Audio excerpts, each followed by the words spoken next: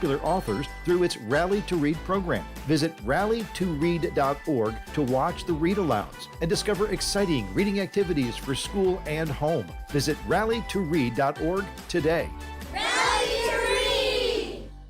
This is the Bloomberg Black Business Beat, brought to you by FidelityInvestments.com.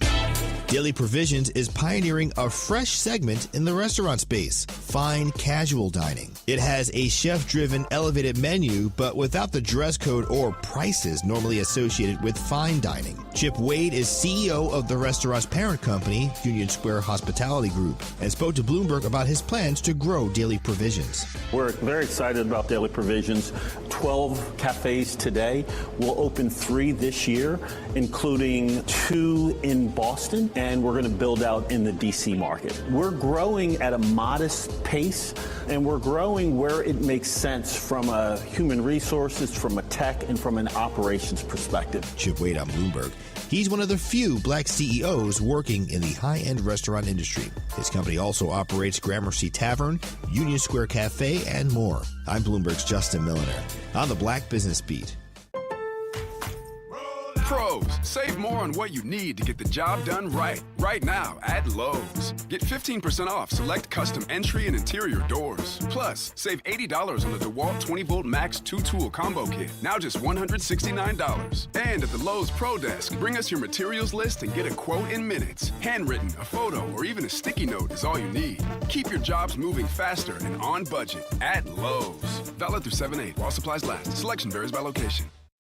With Fidelity Wealth Management, a dedicated advisor gets to know you and your goals to build a comprehensive plan to help grow and protect your wealth.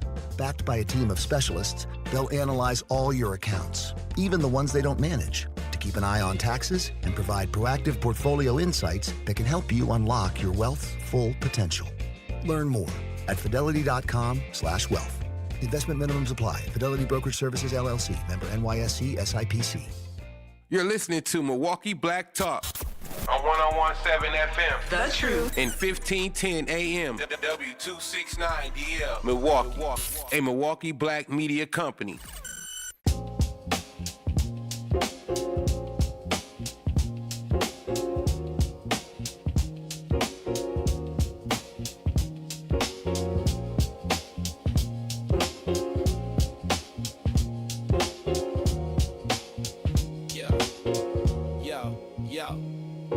He steps to the mic with a boom ping ping. Wisdom sharper than a beast's fierce sting. Words like fireflies that light the night. He turns the dark into blazing bright. Boom ping ping, the truth takes wing. Milwaukee's voice, let the city sing. Boom ping ping, hear the freedom ring. Sherwin's the king, oh the airwaves king.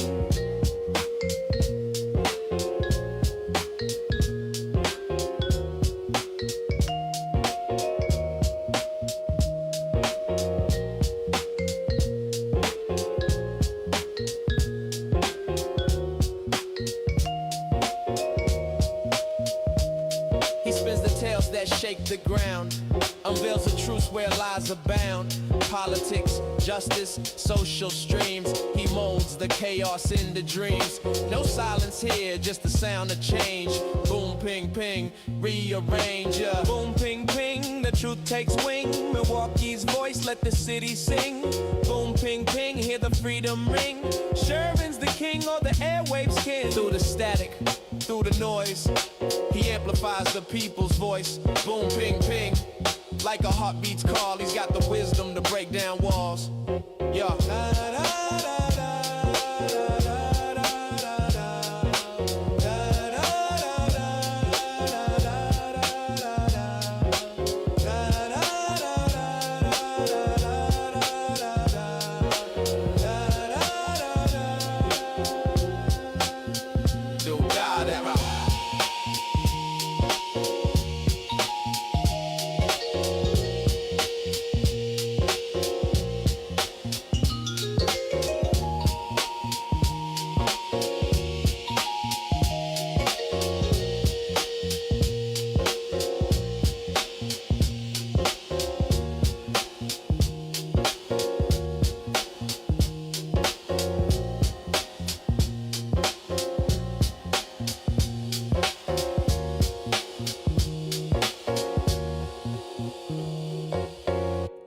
Good morning. Welcome to the program. Today is Thursday, June 25th, 2026.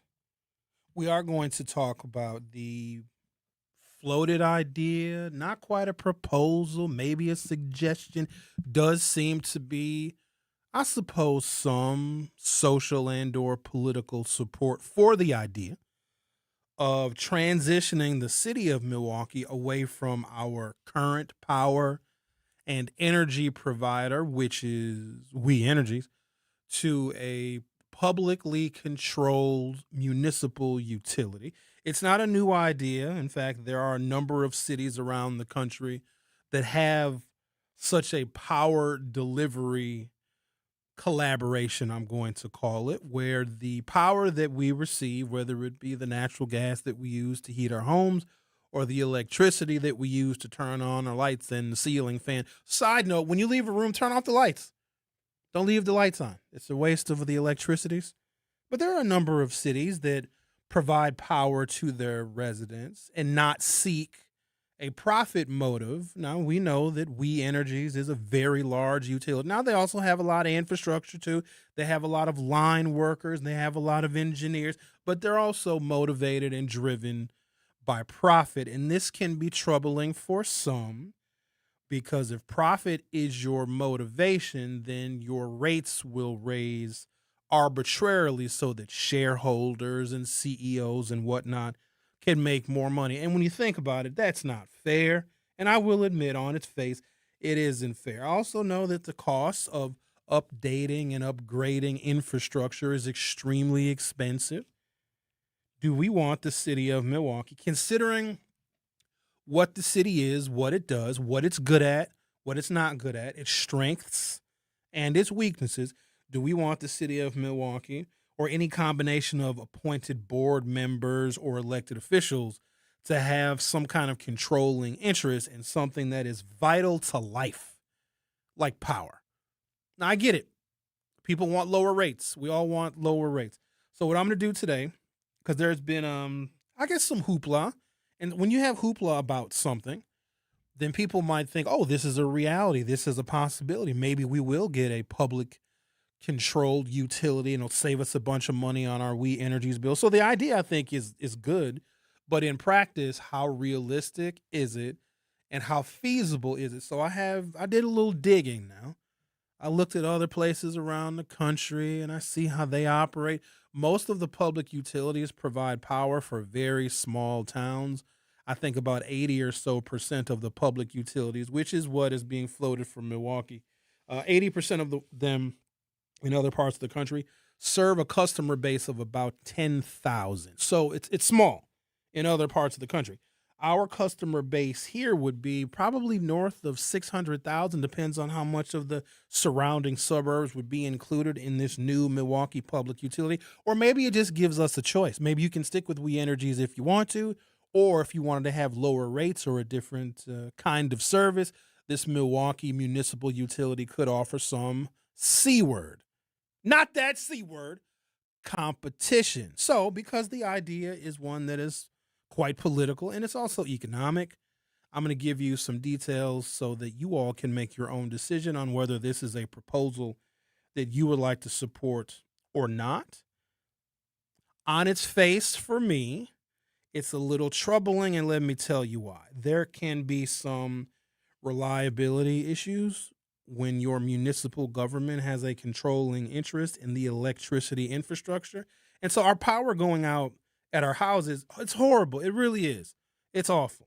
You got to go and you got to remember where you put your flashlight. I don't know what it is about the flashlights in my home. I have several, but I don't know where I put them.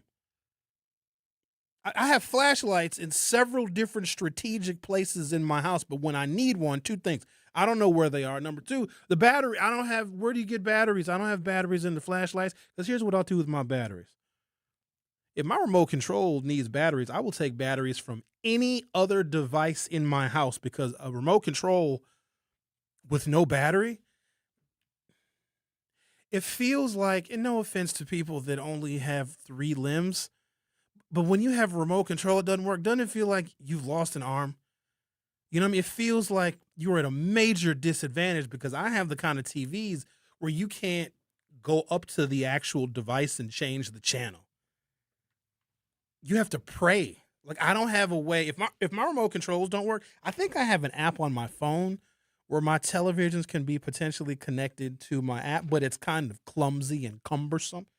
So if I have remote controls that need batteries, well, then I'll take a battery out of a flashlight in a New York minute. So we'll talk about the details of what this municipal utility will look like. My esteemed producer, Xavier, offered the potential conversation with the alderman of District 3, Alex Brower, who is one of a couple of folk that are leading this charge and this interest in transitioning Milwaukee to a public utility. Already gives me a little skepticism, a little bit. All right, now, you know Alex Brower is one of them socialists now. It's socialist summer. Okay. Oh, you said a socialist summer, huh? Oh, yeah. I don't know if that bodes well for the rest of us. It's about to be socialist fall as well. I feel like I need to better explain to folks because a lot of people, they just hear a good idea and they're like, oh, that sounds good. Let's just do it. The problem that I have with political extremes is nuance is not their thing. They see a problem, they react to it. Energy is too expensive. Get a municipal utility. The cops killed George Floyd. Get rid of all the police everywhere. That's not, you can't have simple solutions to very complex problems. The middle is where the nuance is. The middle is where the fine print is. But no, I get it. People are very impatient and they see a problem and they want it remedied because we are dealing with the younger cohort of people that, and I would say folks that are Democratic Socialists probably trend a little bit younger. I suppose there's nothing wrong with that. But because this younger generation grew up with their faces buried in screens and they can get things immediately. As soon as you decide something, you can make it happen. If you want to order something off of the Amazon, you want to order all of the DoorDashes, you want to order something, that you can go to another app, you can go to another website. It's quick service, quick order, everything. You want to find a new partner, you go on a dating app, you don't like this dating app, go on that dating app. That doesn't work for politics. Everything else is short attention span in our society, except for politics. These things are arduous, they are painful, it takes a lot of compromise, and it takes a very long time for policies to get enacted. And the problem that I have is you've got a large number of people that want change immediately and don't quite understand that it takes years for this. If you want to see monumental social change, a couple of things. You're going to have to die, like dedicate your life doing it. Because what will happen is there'll be a group of people say, oh, we want a whole bunch of change. Yes. And if it doesn't happen, they all fall away and they get disappointed by the system. And I've seen it time and time again. There are no easy, fast, and quick solutions to the complex problems in this country that have been created and made even more complicated over many, many years, many, many decades, and many, many generations. There are no quick fixes. And so I have to apply a little bit of logic because then people will wonder why nothing is changing. And I think starting with the municipal utility conversation is that's a good place to start because there's nothing easy about it. It's going to take a long time. So we'll talk about that in a little while. I got some good details for you. You may be curious about why we titled the show what we titled it, because every day on YouTube we come up with a title. Some days I ain't got no title. Some days the title is my name. The Truth with Sherwin Hughes. But we have a little bit of a provocative title, which is very rare for me because I'm not provocative at all. I don't provoke anyone. I'm just a regular old fella, just doing the Lord's work. I come into the 3rd Street Market Hall every morning. It's very quiet. Nobody is here. I mean, a couple of Mexicans are here because they clean the place. It's me and the Mexicans. I nod at them. They say, hola. I go on about my business. I make my way into the Good Karma Brand studios where we are still broadcasting from, even though we are owned by Milwaukee Black Media. I fill up my little bottle of water because you got to stay hydrated. In fact, where's my water at? Here it is. Give me a sip real quick.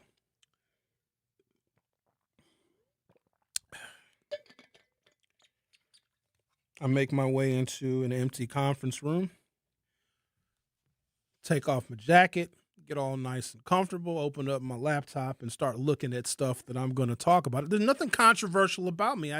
I live a normal, regular, boring life, but today we have a bit of a controversial title for the program.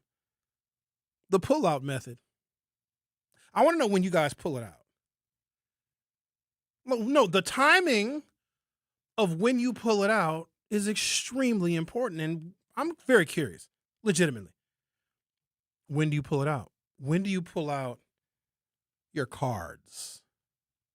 Ladies, do certain things happen to you, and are you disrespected, or are you oppressed because you're a woman? When you pull out your woman card?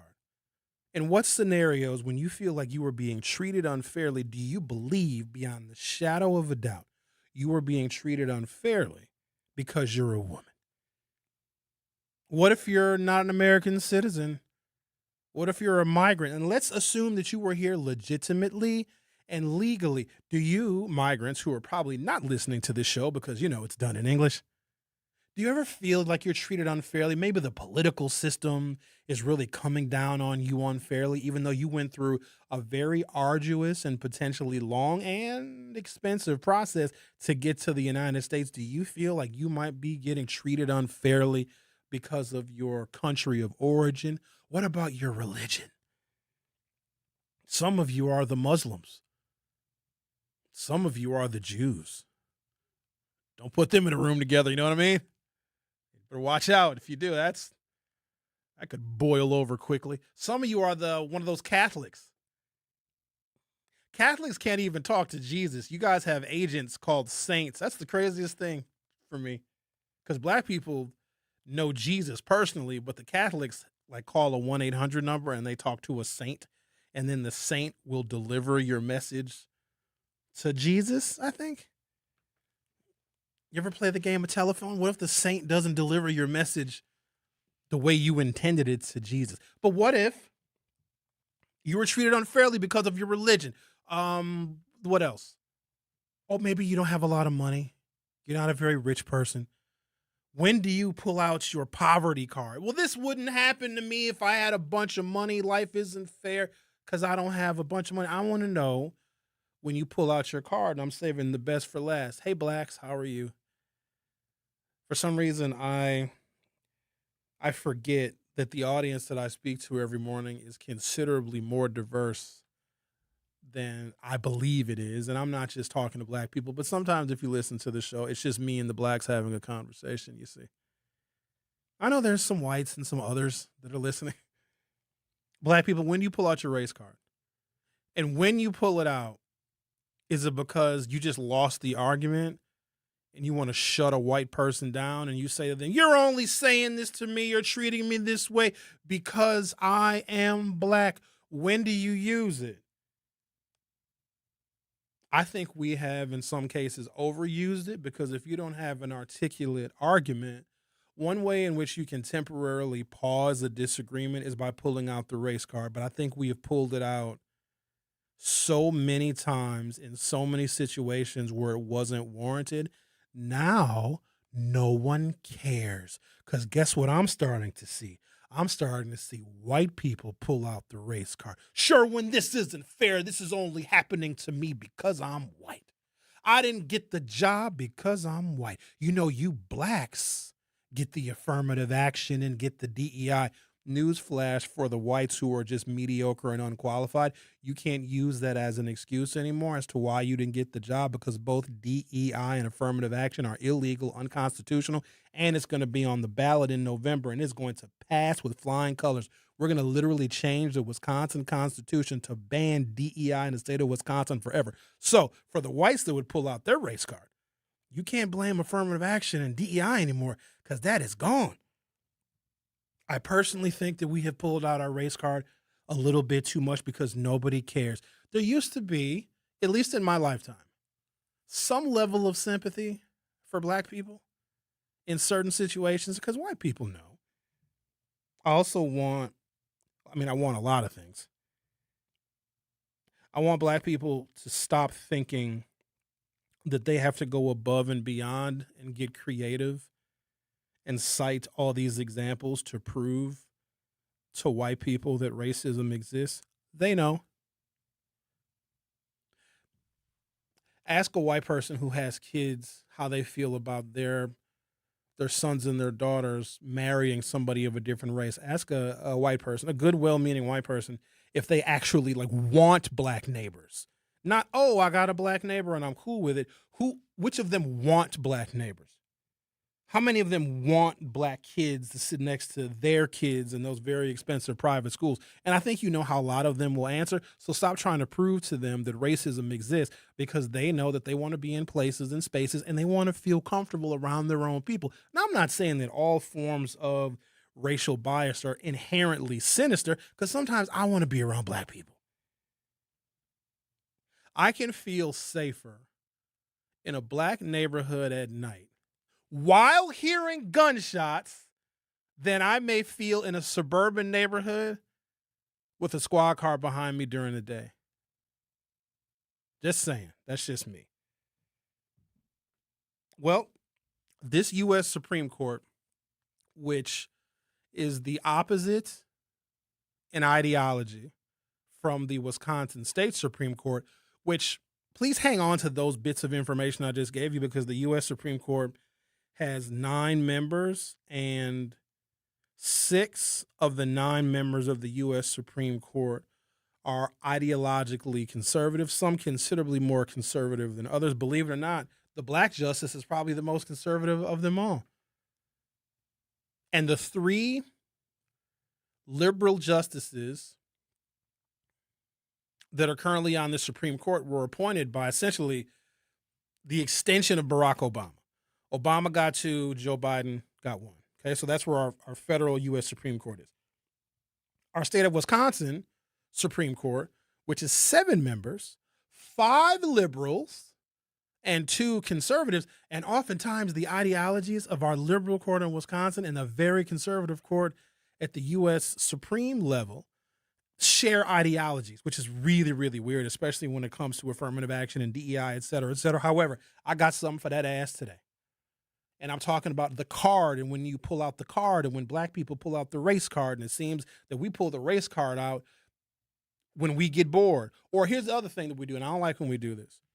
We will act a complete fool. We will act disrespectfully. We will be obnoxious.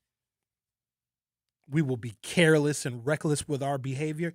And if someone who is not black says something about our behavior, which we know is obnoxious, because sometimes, let me give you a little secret about what black folks do sometimes. Sometimes we act a fool and dare somebody to say something. No, I'm serious. We know that we're acting an ass, and we dare you to say something, because then when you do say something, we're going to pull out the race card. Y'all got to stop doing that, because our race card used to be like the big joker. You guys play spades? White people, do you play spades? Just curious. Because I know that I don't play euchre and sheep's head. Just curious. So the race card used to be this trump card. Now it's just like the 3 of clubs. It's a useless kind of card. So we may, in some cases, manufacture a way to pull out the race card. The U.S. Supreme Court, that is very ideologically conservative, gave black people their race card back in a landmark decision that I had to read 5 times because I could not believe it. I'm going to take a break, come back, continue our conversation. Yes, we are going to discuss the details of what it would be like if there's a municipally owned power company, a power utility in Milwaukee. What does that look like? What is the scope of such a proposal coming to fruition? And I also want to talk about this monster landmark U.S. Supreme Court case.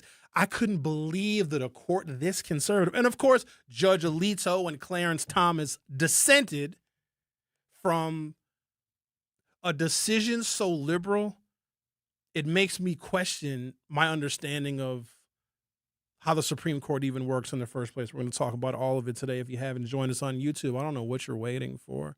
Search 1017 The Truth on YouTube. Hit subscribe. You'll be able to view the live in-studio cameras of me acting a fool. And you'll also be able to participate in the YouTube chat. The Truth with Sherwin Hughes will be right back. Don't touch that dial. The Truth with Sherwin Hughes will be right back on 1017 The Truth, The Truth app, and 1017thetruth.com. The Homer Blow Foundation, Inc., nonprofit 501c3, and our presenting sponsor, Beta Philanthropies, Inc., invites you to the 32nd annual Homer Blow birthday party for the kids on Saturday, June 27th from 2 p.m. to 6 p.m. for kids ages 2 to 13 years old at the Fitzsimmons Boys and Girls Club and Metcalf School, located at 3400 West North Avenue on 34th and North. Admission is absolutely free, and after 32 years, you already know how it goes down. And this year, don't miss the kids' phone party. Shout out to our platinum sponsors, the Office of Early Childhood Initiative, Mighty Small Moments, the Brewers Community Foundation, Spectrum, and West Care, Wisconsin. Our gold sponsors, Maleka Early Learning Center, Liquid, formerly the Oasis, Unite WI, Community Health Primary Care Services, LLC, the Greater Milwaukee Urban League, Eisenberg, Riley, and Zimmerman, and the New Pitts Mortuary. Our silver sponsors, Mr. B's Privilege Lounge and Dog City, along with Running Rebels and Griffin CDL Institute. Limited vendor spaces available. If you'd like to support or make a donation, email homerblowfoundation@gmail.com or call 414-248-4954. This is The Truth with Sherwin Hughes on 1017 The Truth, The Truth app, and 1017thetruth.com.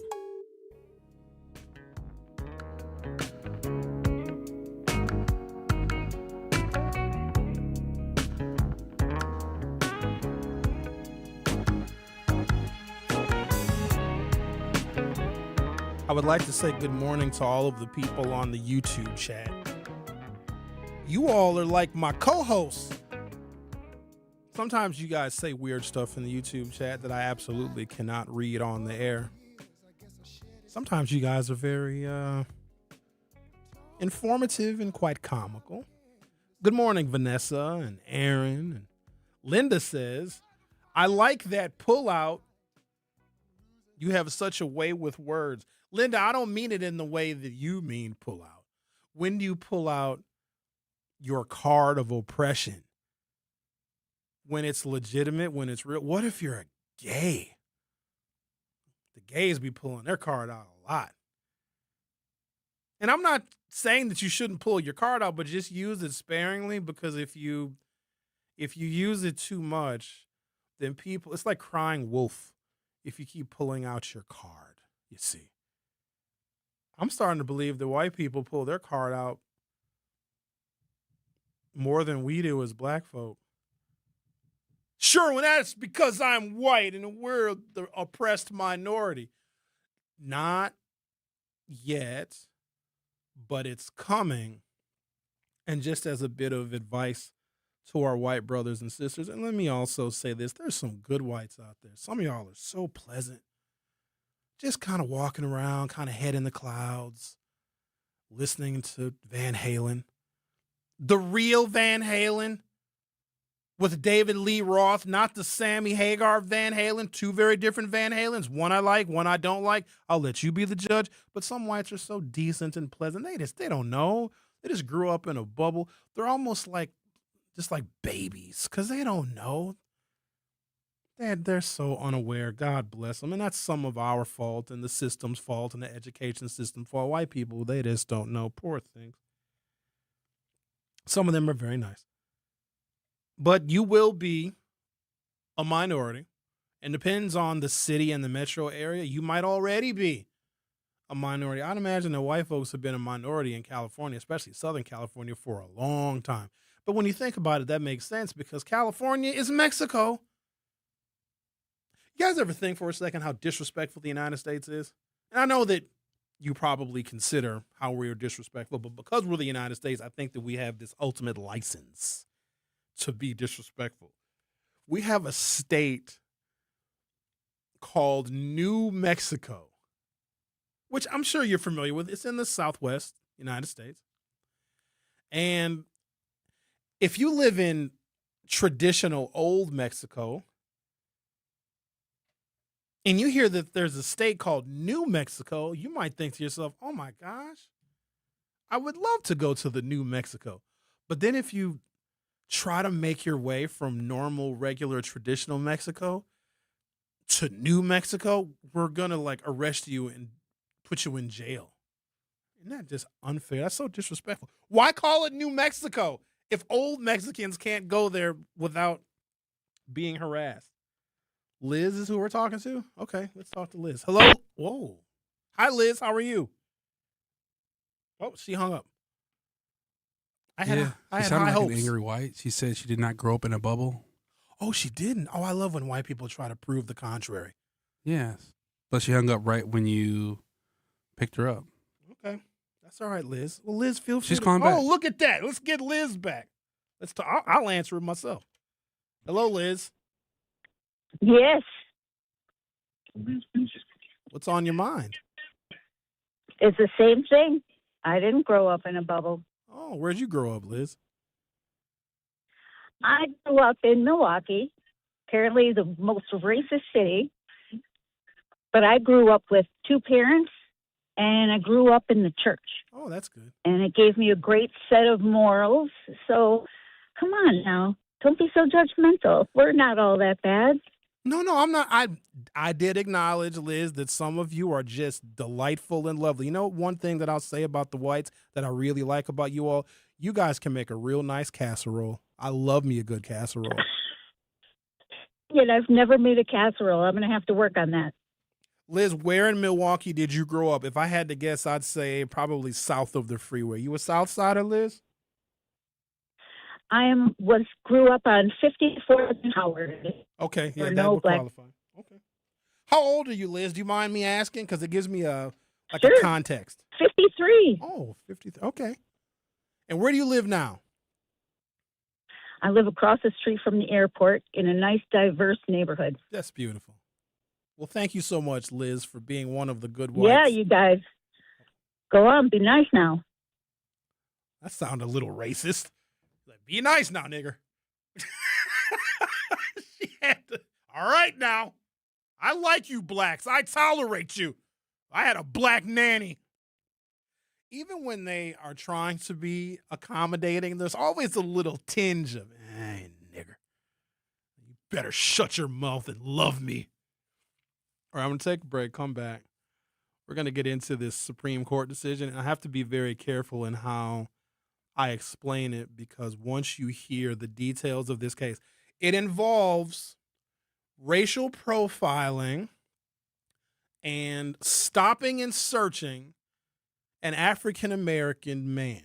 Okay, so a very familiar scenario. In fact, the man who was stopped, this happened at the end of 2020. Dante J. Carter was hanging out with some friends. He, of course, and his friends are all black.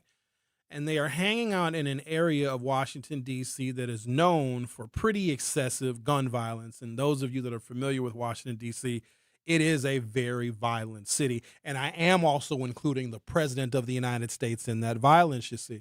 And so there was an interaction between Dante J. Carter and the Washington, D.C. Metropolitan Police. A firearm, a stolen firearm, was recovered from Mr. Dante J. Carter's person.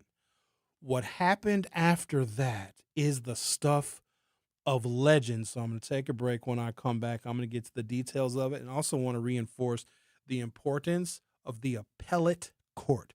Appeals courts are sometimes, in my opinion, much more important than state Supreme Courts or the U.S. Supreme Court or circuit courts because they look at evidence differently.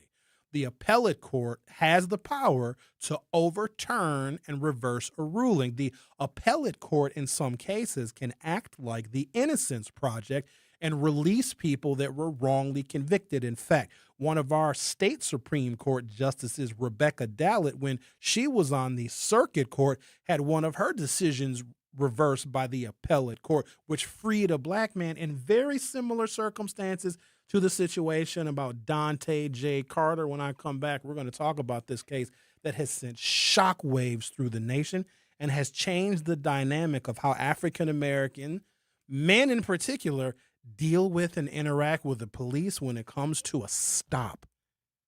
The Truth with Sherwin Hughes on 101.7 FM. We'll be right back. Don't touch that dial. The Truth with Sherwin Hughes will be right back on 101.7 The Truth, The Truth app, and 101.7thetruth.com. Life's better with American Family Insurance because we know you love working weekends. If it means working on your dream home, both inside and out. And we're here to help protect those dreams so you can enjoy peace of mind. Save up to 40% when you bundle home and auto. American Family Insurance. Get a quote and find an agent at amfam.com. Products, pricing, and availability vary based on the way you purchase insurance and by state. Some exclusions apply. American Family Mutual Insurance Company, SI, and its operating companies, 6000 American Parkway, Madison, Wisconsin. Severe flooding from hurricanes and other serious storms frequently damage cars. However, some of these flooded vehicles will end up back on car lots or for sale online, with no indication they were submerged in floodwaters. If you are in the market for a used vehicle, make sure you are buying from a reputable dealership and use the National Insurance Crime Bureau's free online VIN check service to help verify the car's history. If you suspect fraud, call 800-TEL-NICB. A public service message from the National Insurance Crime Bureau. At Blaine's Farm and Fleet, we know dads, the ones who know how to build it all, grill it all, and fix it all while still taking the time to share it all. So show them how much you care with great Father's Day gifts for one-of-a-kind dads. Like men's work and sport short-sleeve plaid shirts, just $19.99. And new at Blaine's, save $50 on the Milwaukee M18 leaf blower when you buy a qualifying Milwaukee line trimmer. Find value on the Gifts Hill value. Blaine's Farm and Fleet. Be an original. The Homer Blow Foundation, Inc., nonprofit 501c3, and our presenting sponsor, Beta Philanthropies, Inc., invites you to the 32nd annual Homer Blow birthday party for the kids on Saturday, June 27th from 2 p.m. to 6 p.m. for kids ages 2 to 13 years old at the Fitzsimmons Boys and Girls Club and Metcalf School, located at 3400 West North Avenue on 34th and North. Admission is absolutely free, and after 32 years, you already know how it goes down. And this year, don't miss the kids' phone party. Shout out to our platinum sponsors, the Office of Early Childhood Initiative, Mighty Small Moments, the Brewers Community Foundation, Spectrum, and West Care, Wisconsin. Our gold sponsors, Maleka Early Learning Center, Liquid, formerly the Oasis, Unite WI, Community Health Primary Care Services, LLC, the Greater Milwaukee Urban League, Eisenberg, Riley, and Zimmerman, and the New Pitts Mortuary. Our silver sponsors, Mr. B's Privilege Lounge and Dog City, along with Running Rebels and Griffin CDL Institute. Limited vendor spaces available. If you'd like to support or make a donation, email homerblowfoundation@gmail.com or call 414-248-4954. This is The Truth with Sherwin Hughes on 1017 The Truth, The Truth app, and 1017thetruth.com.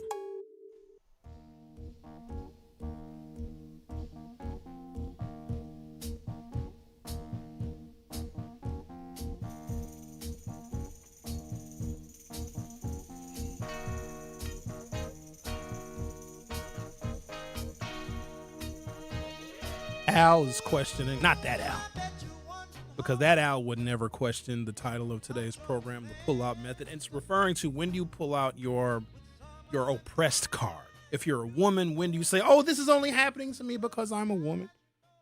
If you are white, when do you pull out your white card and say, oh, this is unfair, I'm being treated unfairly because I'm a white person? If you're a black person, when do you pull out your race card? Now, I would argue that we are overusing our cards, because now, think about it for a second. Everybody has a card. You know those weird freaks that have like a service pigeon? You know them people? Because you can have any kind of animal as a service animal or an emotional support animal. I seen people with a rat.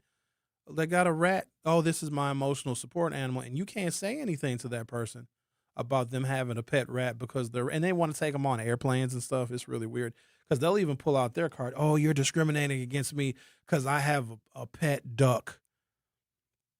Quack, quack, quack, quack, quack, quack, quack. And they got a duck on a leash. Everybody has a card. It's like people always taking for black folks because we were the original card carriers, weren't we? Because, you know, racism is a thing. Hey, you're hanging me from this tree because I'm black. Shut up, nigger. It's because I don't like the way you smile. No, it's not. It's because I'm black. Shut up, nigger. Probably should stop using the N-word so much. It's a very useful word, though. So that is what the title is referring to. Aaron said, oh, I stopped pulling out years ago. Aaron, you mean you don't ever pull your race card out ever? Never? You just leave your race card inserted? You pull your race card out, Xavier, or do you leave it in the slot? I never really pull it out. Okay.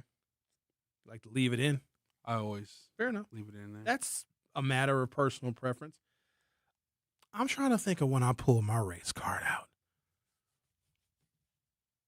I don't put myself, and I'm lucky maybe, or I don't know, maybe smart, maybe a combination of both. where I rarely put myself in places and spaces and situations where I may be judged because of my race. In this city, I know where to go. And that's one of the things about Milwaukee. That's how I know if you're a true Milwaukeean, because you will know the places to go. It's a new fly-by-night spot opening up every single day. We have reached critical mass. There's too many restaurants. There's too many. I've had enough. Everybody don't need Mexican, Asian, Indian fusion cuisine with craft cocktails. We have too many breweries. There's too many. I got micro brews, and we got the home brews. These bearded white dudes that wear flannel shirts that just sit around and make beer. Enough! It's too much of that stuff. This city is too small. Our market is too small for all of the stuff. It's like people go on the internet and see an idea that's happening in like New York or Seattle or Los Angeles. Oh, we got to bring that to Milwaukee. No, you don't. You don't have to bring everything here. In fact, we'd rather you just go there. Don't bring all that stuff here. Sometimes I ride around this city. I don't even know where I'm at. So we're wondering when you pull out your card, because it seems that everybody has one, including a gentleman by the name of Dante Carter from the Washington Post. Dante Carter was standing on a Washington, D.C. sidewalk in late 2020 when police officers looking for illegal firearms asked him if he had a gun. Police had no specific reason to reproach Carter, and he could have refused a request to pull up his pants like the police asked him to.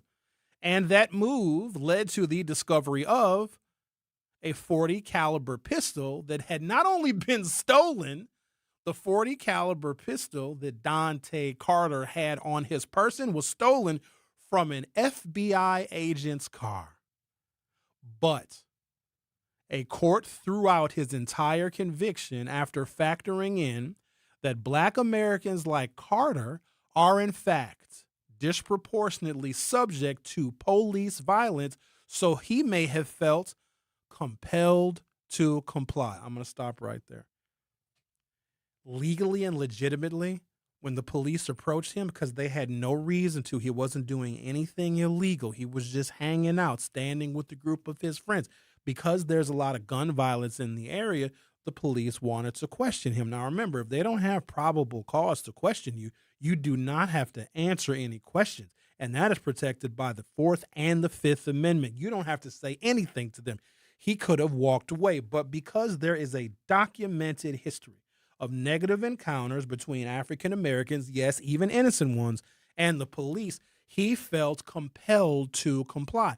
The cops asked him to pull his pants up, which he did not have to do legally. He could have simply walked away. But when he pulled his pants up, because he felt this overwhelming urge to comply, because you got to think about it, a cop can still kill you. And a lot of folks don't think that way. We also asked you a question via the YouTube poll, which is something that we do most days. And the question is, does race have an impact on police encounters? And I'm genuinely curious, how do the people who participate in this program, that listen to this program, that stream this program, feel about race and its interaction with police encounters? Because there's a cohort of people that will say, well, Sherwin, if you just comply, it doesn't matter what your race is. If the police tell you to do something, you just do it. It should not matter what your race is. I find that unique and rich coming from someone who never has to worry about their race impacting their life. The only time race could potentially impact a white person's life is when they are somewhere they are not supposed to be, around a group of people that they know they shouldn't be around. Then they feel nervous. Let me give you an example. My white friends will take me all over the place. And I got to be real careful. So when they ask me stuff like, dude, what are you doing at 4 o'clock tomorrow? I have to get a lot of detail, because it could be somewhere between, because they do all sorts of stuff. It's somewhere between, we're going to hop on a plane and fly to Calgary to watch a hockey game, or we're going to bomb an abortion clinic. It's somewhere in between those two. So I need to be very specific in what it is that they're asking me to do. And they don't think anything of it, because they might invite me along to activities that they thoroughly enjoy, and they might say, "Oh, we like Sherwin. We want to see if he wants to come and bomb an abortion clinic." I'm somewhat kidding about the bombing of the abortion clinic, somewhat. But if I ask my white friends to come and join me at a spot where the clientele is predominantly black, then they always have a little skepticism, don't they? Like, it's weird when I have skepticism about a white venue that they're taking me to, because they're like, "Oh, Sherwin, why would you at all feel uneasy about that? We love going to this place." Of course you do, Casper. But then if I suggest going to a majority black establishment, they, "Well, am I going to be safe?" And I always mess with them, and I say, "Absolutely not. You are absolutely going to get robbed. And I might be the one to rob you." Yeah. "Oh, that's not funny." It is, kind of. But there'll be a cohort of people that will say, "Oh, Sherwin, race doesn't matter." Because if you grew up in a world where race did not matter, because white people, contrary to popular belief, they don't talk about race that much. They don't. When they're sitting around doing white people stuff, eating stovetop stuffing, they don't talk about the lack of racial progress in America. They don't talk about how black history is not compulsory in public education. They really don't even bother nor burden themselves with the preoccupation with us. I think we seem to think that they're preoccupied with us. However, white guys are preoccupied with black men's penises. 100% true. They're intimidated by it. They're curious by it. They sometimes want it to, like, be a part of a fetish that they have with their wives. True story. I know some of you are probably blushing right now. You know exactly what I'm talking about. They have this obsession with our junk. It's really weird because we don't have an obsession with their junk or the lack thereof.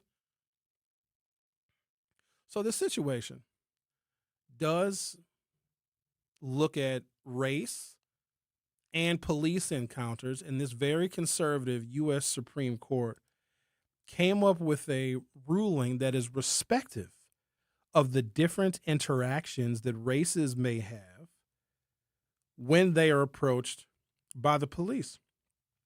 A court threw out Mr. Carter's conviction after factoring in that Americans like Carter are disproportionately subject to police violence, so he may have felt compelled to comply. I'm going to stop there, take a break, come back.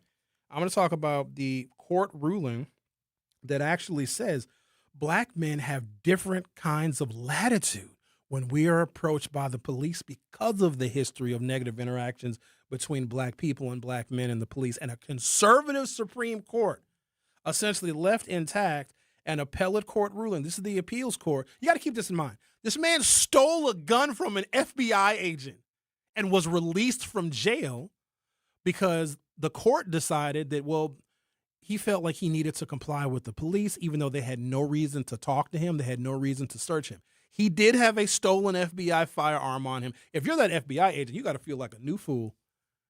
How do you get your gun stolen by Mr. Carter, by Dante Carter? Ain't that crazy?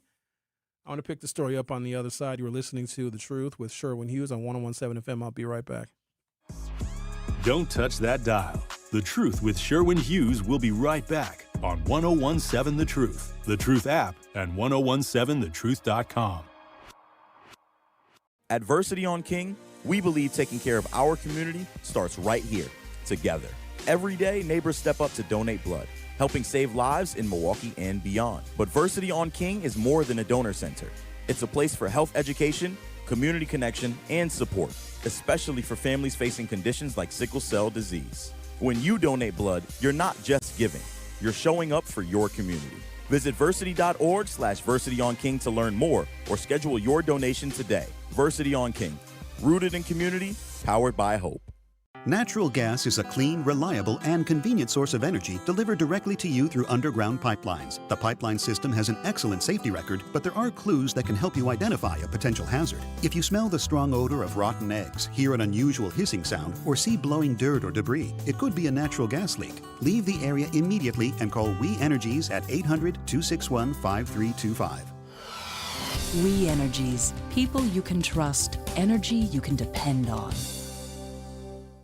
At Blaine's Farm and Fleet, we know dads, the ones who know how to build it all, grill it all, and fix it all while still taking the time to share it all.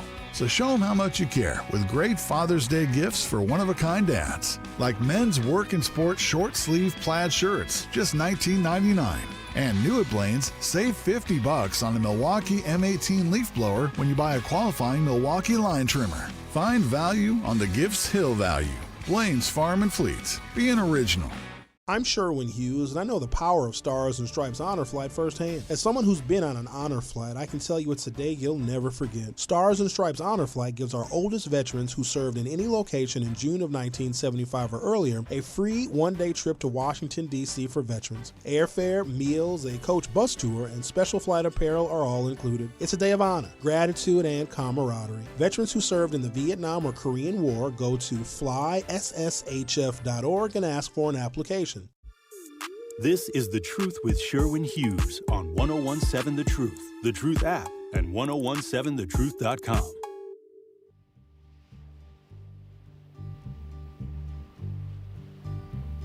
Sitting in the morning sun, I'll be sitting when the evening comes, watching the ships roll in, and then I'll watch them roll away again.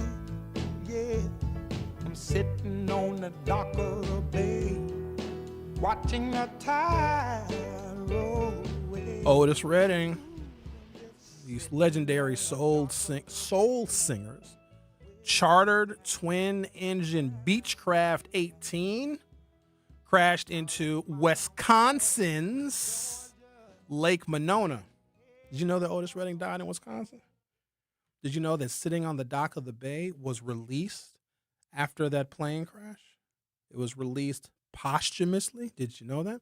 Did you know that he clearly never saw a penny of the revenue from that song that was released after his plane crash? And when I say his music catalog absolutely exploded, that was an understatement. You know who else died in a plane crash whose music catalog absolutely exploded? And if I'm not mistaken, her estate is seeing $0 from the explosion of her music catalog after she too died in a plane crash. R&B singer known as Aaliyah. Did you know that Patsy Cline, famed country swing singer, died in a plane crash March 5th, 1963, and her music catalog exploded after the plane crash?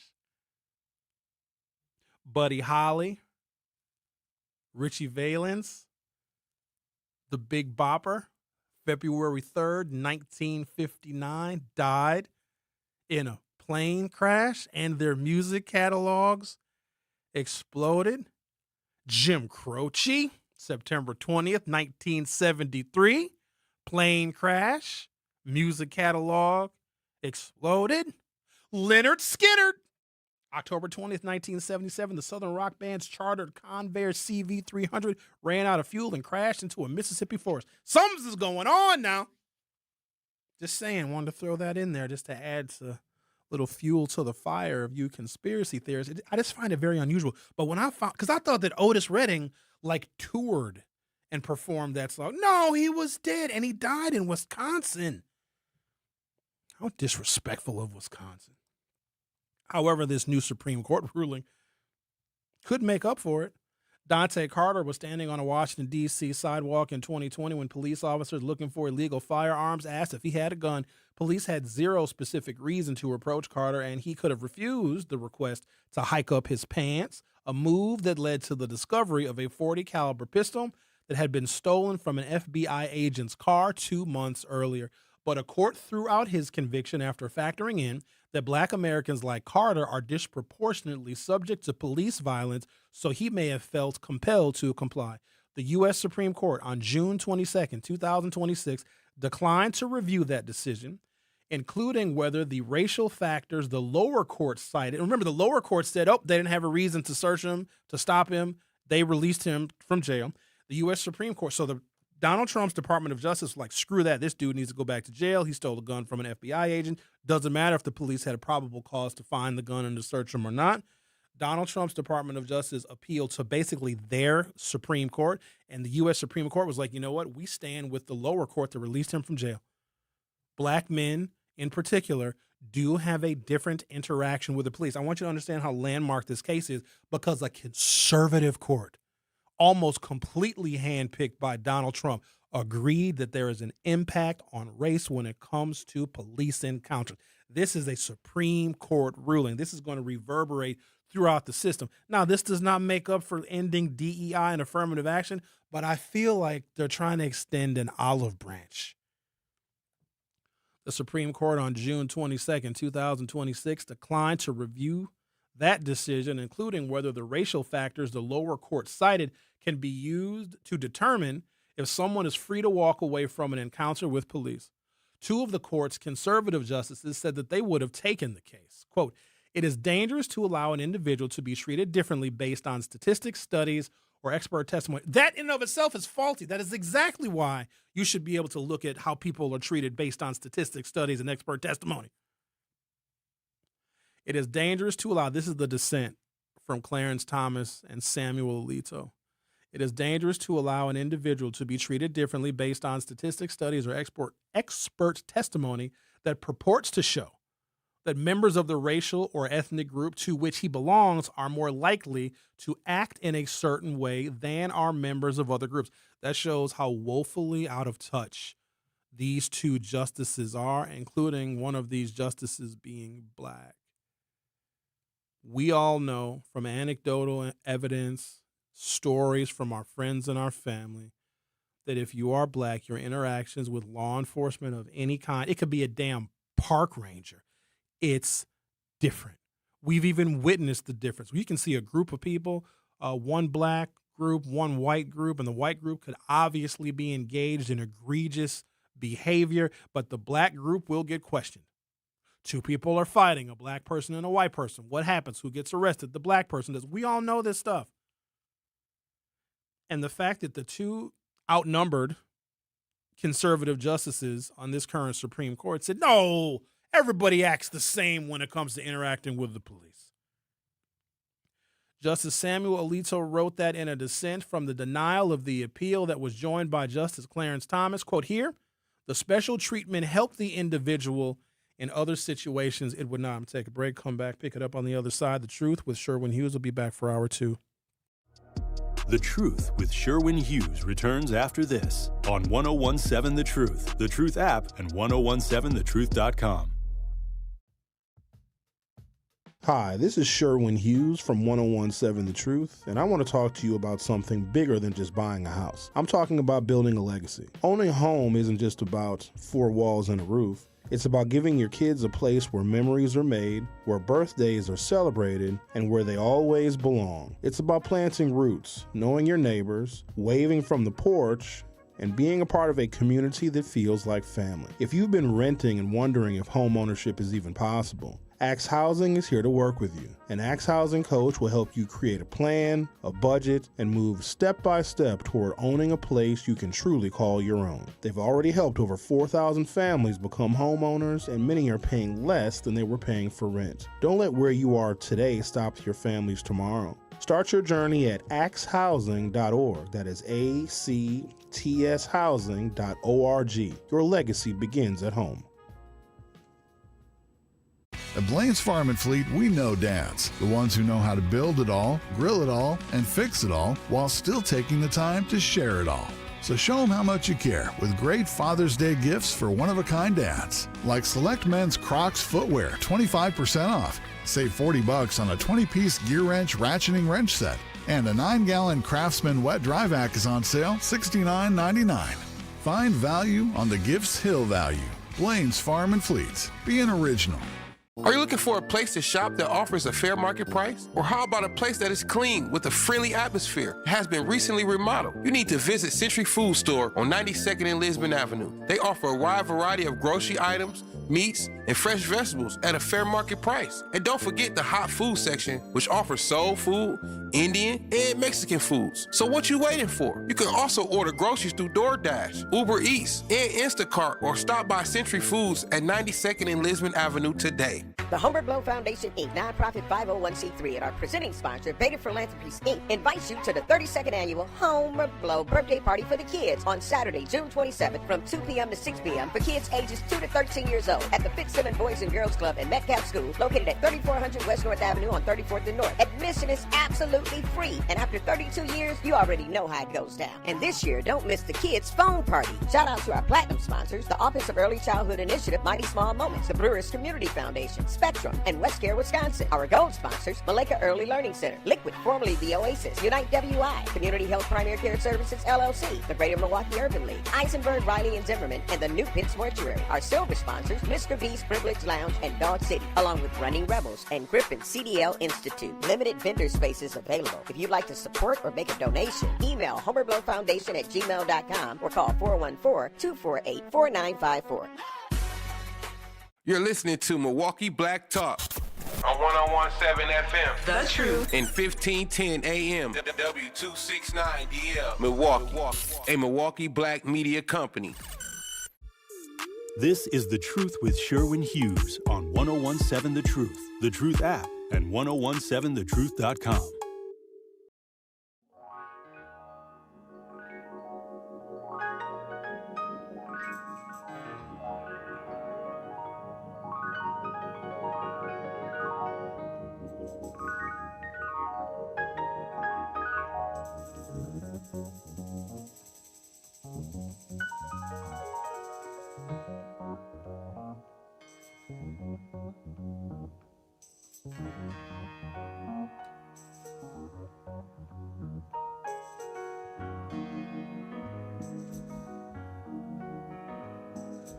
Wake up, everybody, no more sleeping in bed. Welcome to Hour 2 of The Truth with Sherwin Hughes. We are talking about a landmark case in which the U.S. Supreme Court has thoroughly acknowledged that race does play a role in encounters and contact with the police, and that a man by the name of Dante Carter did act in a way in which the court determined was reasonable for an African American, because reasonable for us means there is undue social pressure to comply with the police, even when the police are violating our rights. And the details of this decision really illustrates what a lot of us have been trying to say and trying to communicate, but it's never really taken seriously or credibly until there is actually a court ruling. And the fact that a very conservative Supreme Court acknowledged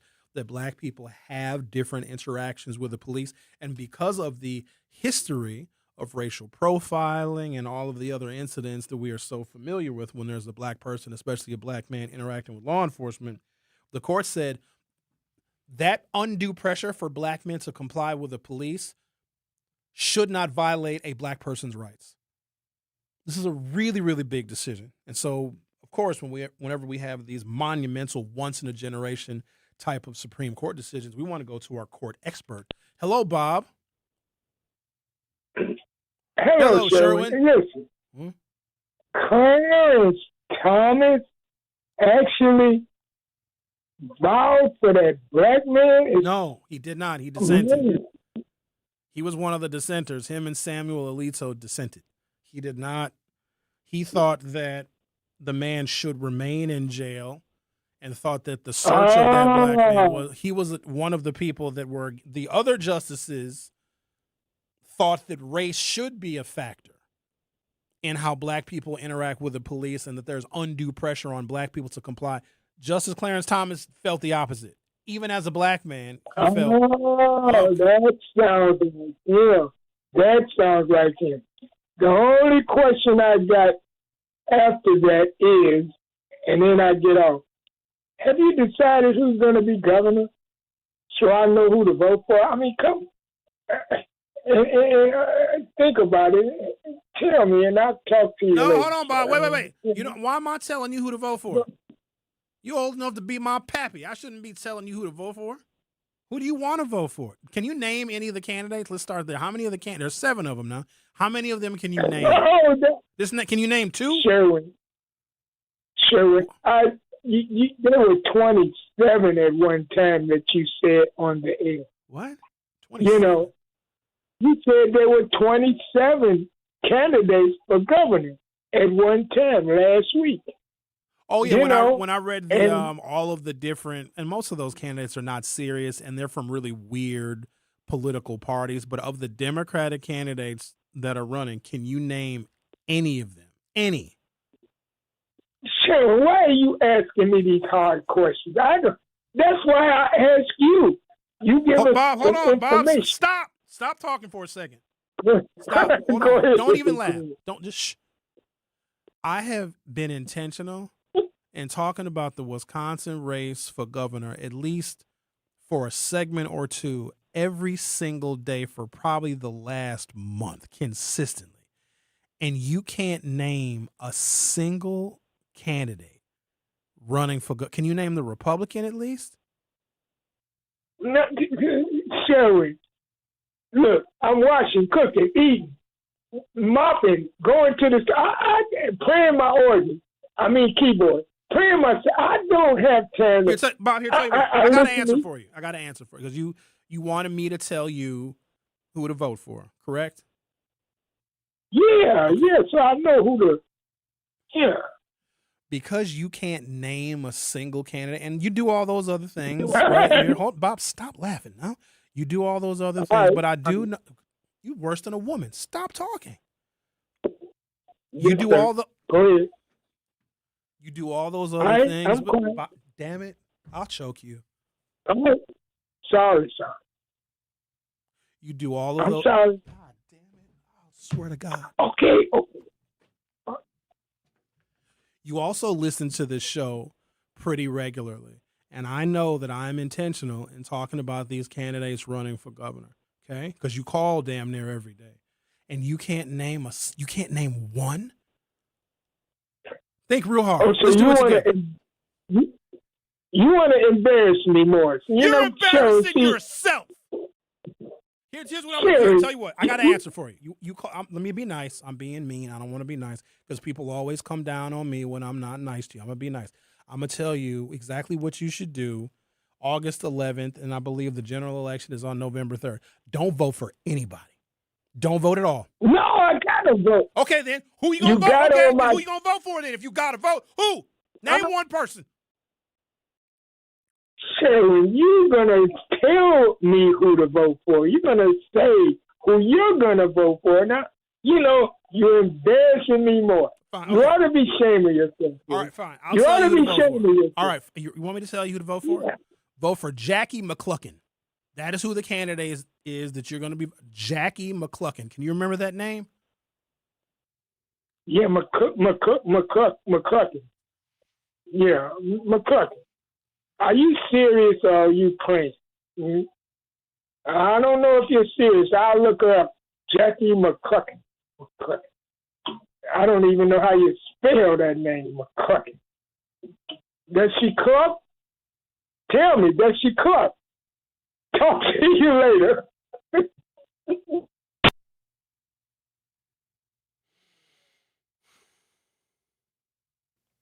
So for all of you that give me a hard time because you think that I'm not very nice to Bob, did you hear that? That is why I know damn well that I've even mentioned the black candidates, even the little Asian lady. I mentioned them by name, the lieutenant governor. And first of all, Jackie McClucken don't exist. I guarantee you, Bob is going to look up somebody named Jackie McClucken and going to call back tomorrow and say, you know what, Sherwin? I like that Jackie McClucken. Oh, yeah. Worse than a woman. Bob, stop talking. Okay, go ahead. Bob, shut up. Okay, I will shut up. Go ahead, Sherwin. Bob, stop talking. What you mean, stop talking? Sorry, ladies, that's not. But you guys know that that's what you guys do. You just can't stop talking just to even listen to another person because the other person might be right. So you have to make sure that they don't get their words out because they're going to make you look silly. You know what?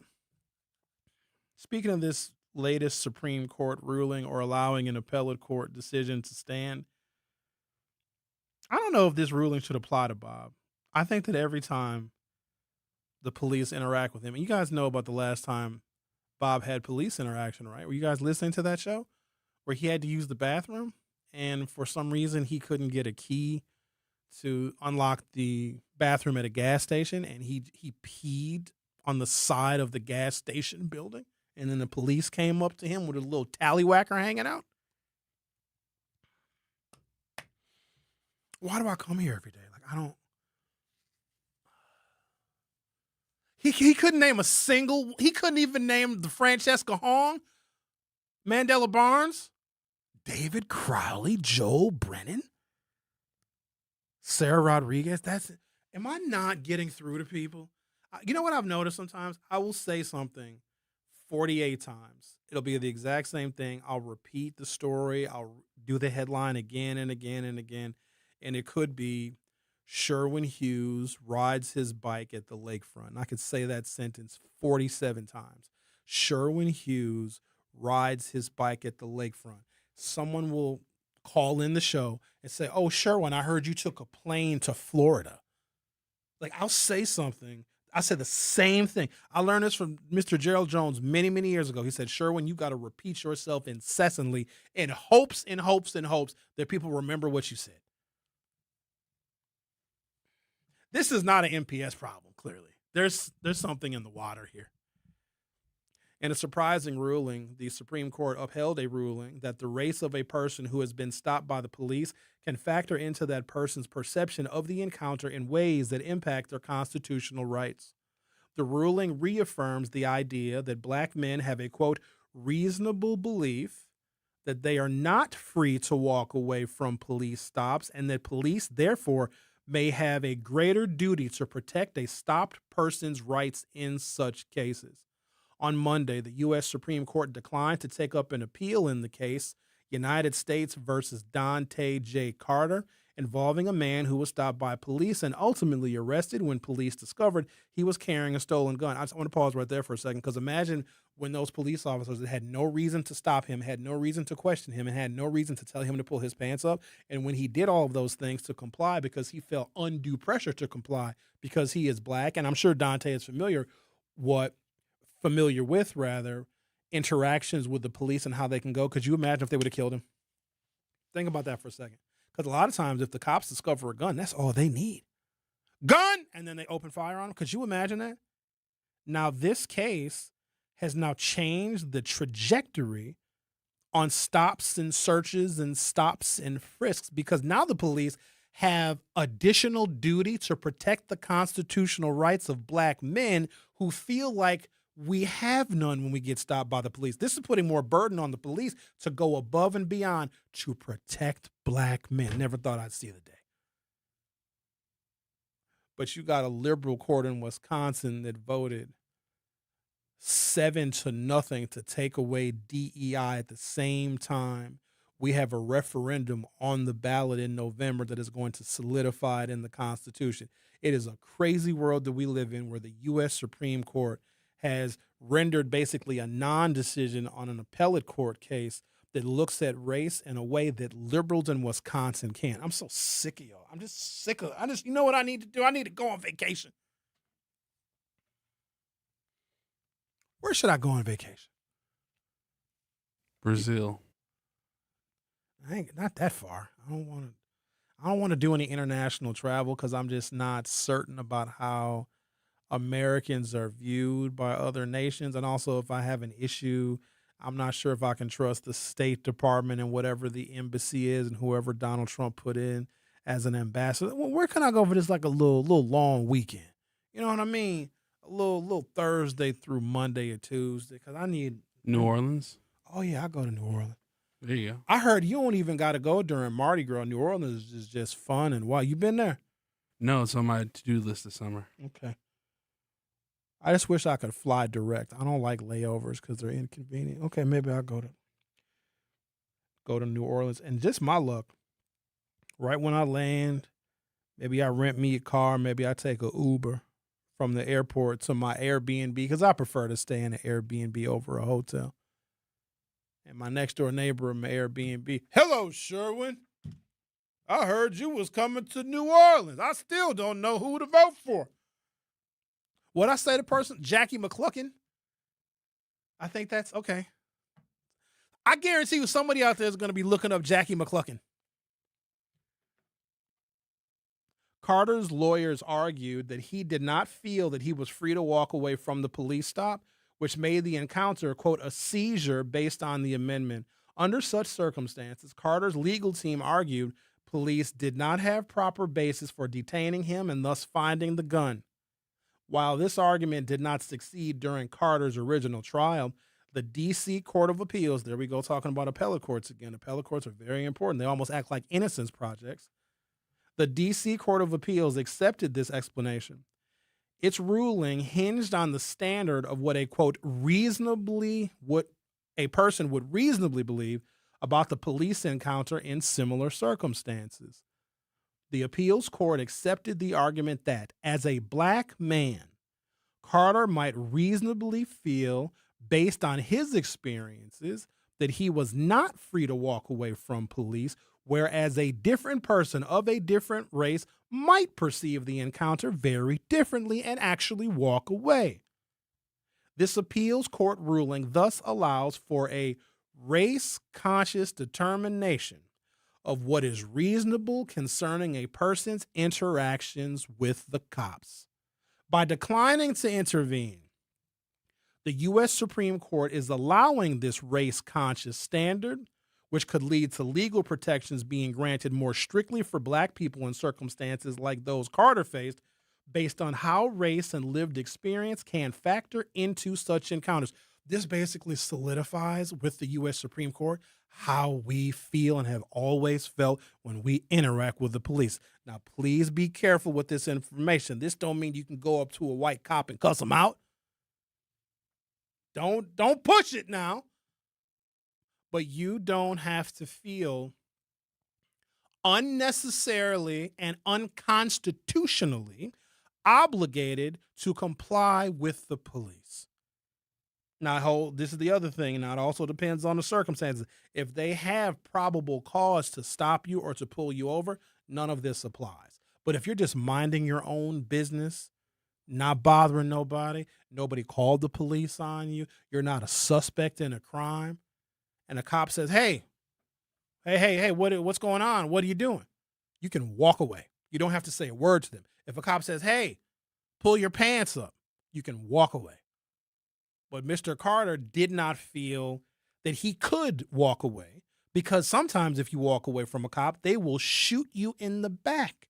And because he felt obligated to comply, even though the stop was unconstitutional because they had no probable cause, they did find a gun on him that he stole from an FBI agent 2 months prior.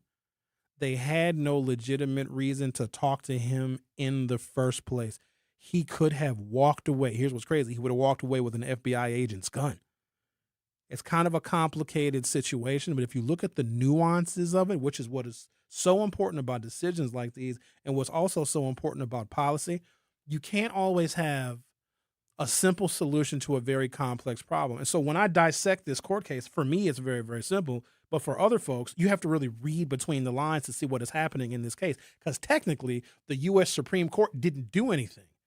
They declined to rule and accepted a lower court and appellate court, the D.C. Circuit. Let me also tell you about the D.C. Circuit. Those judges that are on the D.C. Circuit, those are the next judges to be on the U.S. Supreme Court. This bodes well for the future. So when presidents are looking for justices to nominate to the Supreme Court, they start with the D.C. Circuit. And if the D.C. Circuit realizes and recognizes that a person's race can impact their encounter with the police, I think this bodes well for the future of the court. I'm going to take a break, come back. We'll talk to Andy on the other side, see what he has to say. If you would like to chime in, you've got questions or comments, I don't know, concerns. If you don't know who's running for governor in Wisconsin, our phone number is 833-212-1017, 833-212-1017. The Truth with Sherwin Hughes. We'll be right back. Don't touch that dial. The Truth with Sherwin Hughes will be right back on 1017 The Truth, The Truth app, and 1017thetruth.com. We asked parents who adopted teens to share their journey. When I met both of them, it was like my missing pieces were found. Like it was just like an instant, these are my kids. If you're considering adopting a teen, just do it. Kids need families. I don't care the age, everybody deserves a family. Learn about adopting a teen from foster care. Visit adoptuskids.org to learn more. A message brought to you by Adopt US Kids, the U.S. Department of Health and Human Services, and the Ad Council. Not completing high school is more of a social thing than it was an academic thing. Even though all these years have passed, I still had that longing to have my diploma. At age 30, Carissa finished her high school diploma. If you're even considering getting your high school diploma, you can do it. No one gets a diploma alone. If you're thinking of finishing your high school diploma, you have help. Find free adult education classes near you at finishyourdiploma.org. That's finishyourdiploma.org. Brought to you by the Dollar General Literacy Foundation and the Ad Council. Hear that? That's the sound of your life. Perfectly imperfect. Beating in rhythm to the world you've created. But every time you drive after drinking, the music gets drowned out. Your life sounds pretty great. Don't let a buzz ruin it. Buzz driving is drunk driving. Don't drive buzzed. A message from NHTSA and the Ad Council. Doctors Without Borders is delivering life-saving medical care where it's needed most in communities around the world.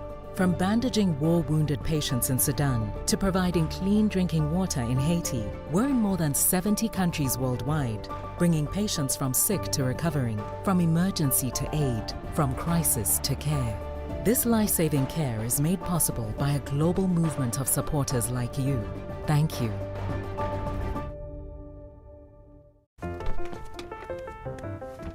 Mommy, can I sit in the front seat just this one time? Please, please, please. No, not yet. But why? Because I love you, and you're just not ready yet. Now, get in the back so I can get you in your car seat, please. Putting your kids in the right seat for their age and size is an act of love. Check that your kids are in the right seat at nhtsa.gov/the right seat. Love protects. A message from NHTSA and the Ad Council. In sitcoms, when someone has a problem, they just blurt it out and move on. Well, I lost my job and my parakeet is missing. How was your day? But the real world is different. Managing life's challenges can be overwhelming. So, what do? We get support. The Huntsman Mental Health Institute and the Ad Council have mental health resources available for you at loveyourmindtoday.org. That's loveyourmindtoday.org. See how much further you can go when you take care of your mental health. You are listening to The Truth with Sherwin Hughes on 1017 The Truth, The Truth app, and 1017thetruth.com.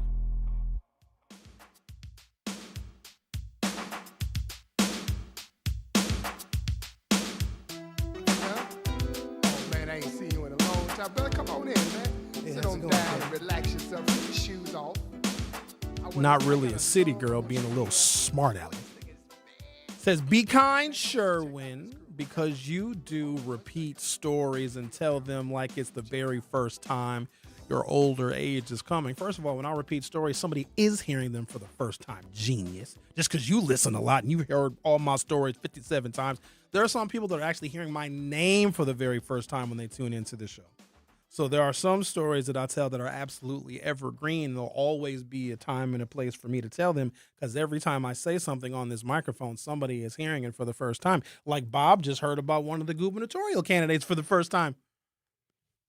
Let's talk to Andy. Andy, do you have some travel suggestions for me? What are you doing? Are you eating potato chips? Slow down, Andy. Yes. Oh, no. Cheetos. Yeah, but before I get to travel, can I just to your subject? I appreciate that the Supreme Court sat on their hands on this one.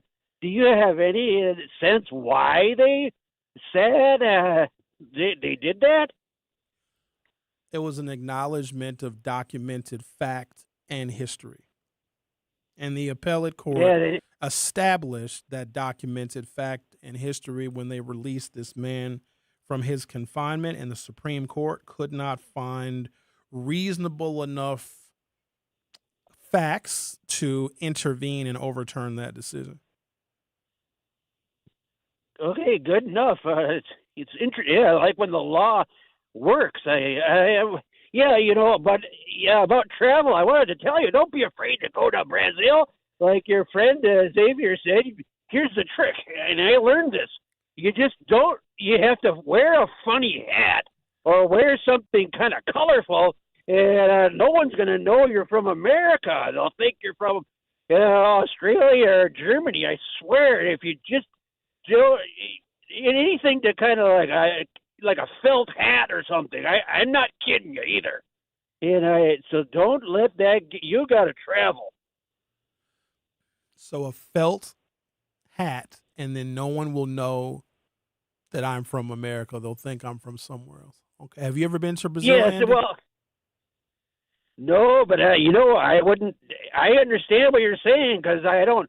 We're not very popular, but I would go to Brazil and I would wear some kind of hat. It doesn't have to be felt. It could be straw, just something that doesn't look American. And I know it works. I bet you wear those kind of hats just when you're walking around Milwaukee. I bet you've got a nice collection of unusual hats, don't you? Yeah, it's natural for me, but it feels natural. No one knows whether it is or not. No one's going to know that Sherwin Hughes doesn't wear a felt hat day to day. Now, if you wear a Milwaukee Brewers cap, of course they're not going to like you. Thank you, Andy. That is really sound advice. In fact, that is sage advice, and I really appreciate you calling and sharing that with me. You have enriched my life. Yeah, well, I just hate the idea of you not taking advantage of your position in life and getting out and traveling to wherever you want to.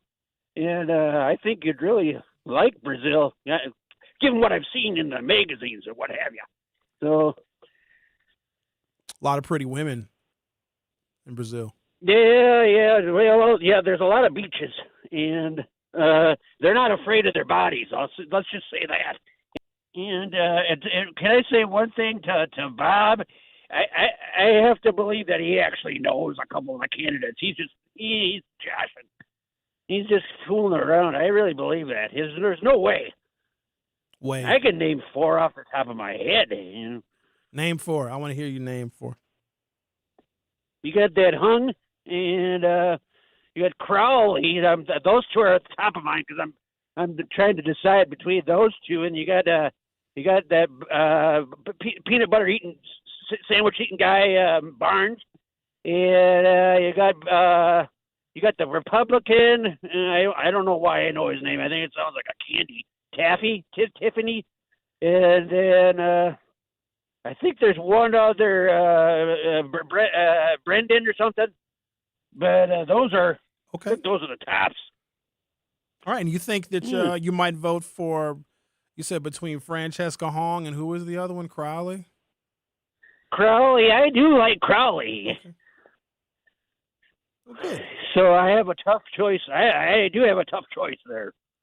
And, well, at least you know the candidates, and we hope that you choose wisely. And Andy, thank you very much for your phone call. We're all better people because you chimed in.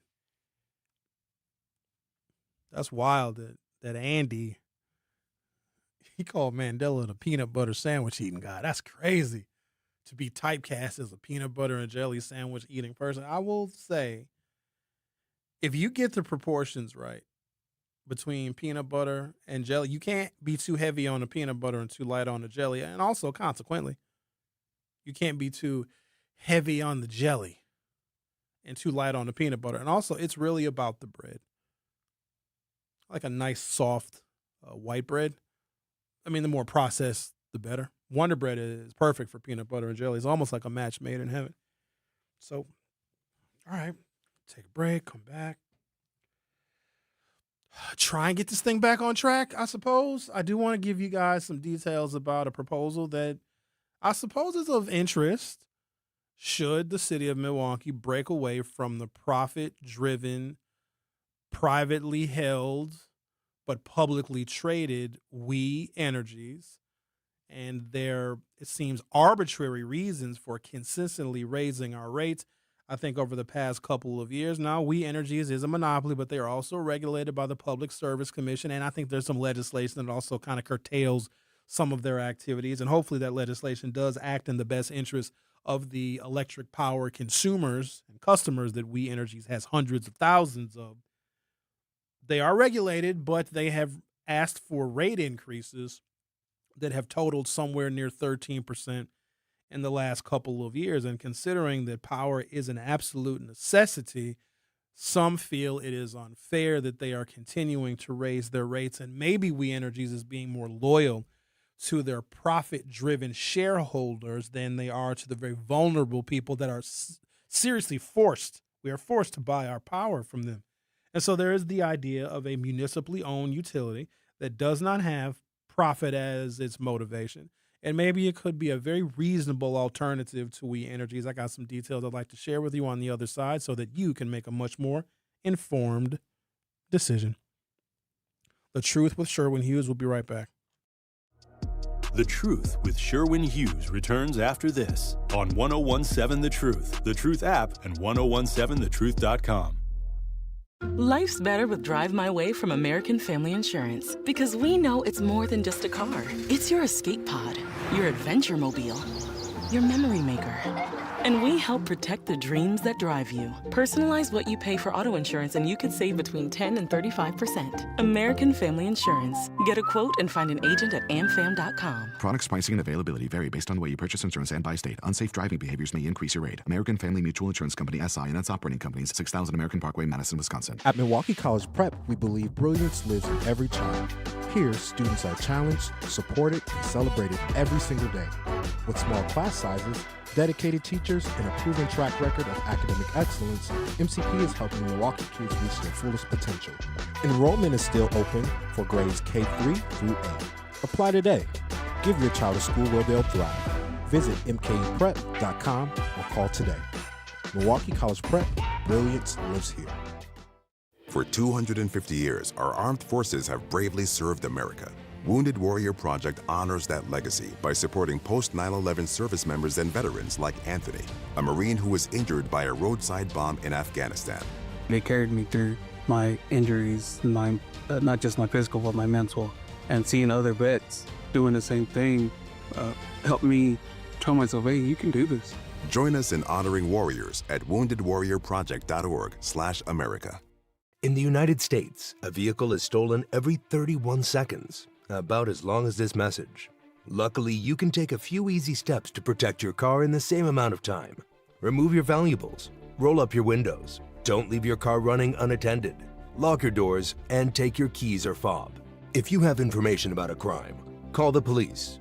If you suspect insurance fraud, also call 800-TEL-NICB. A public service message from the National Insurance Crime Bureau. I always had to be so good, no one could ignore me.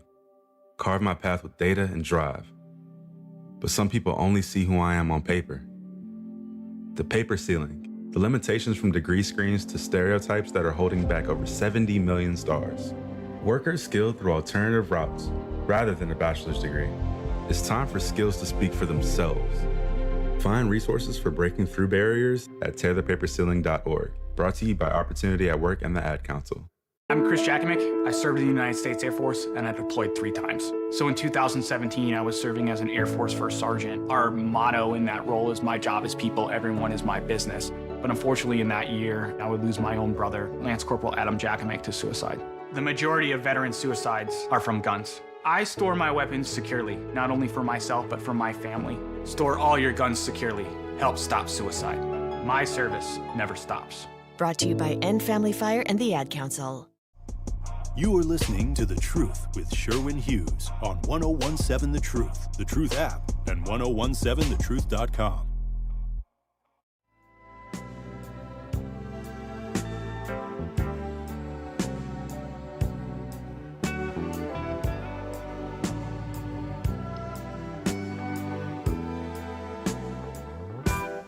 Turn off the lights and light a candle.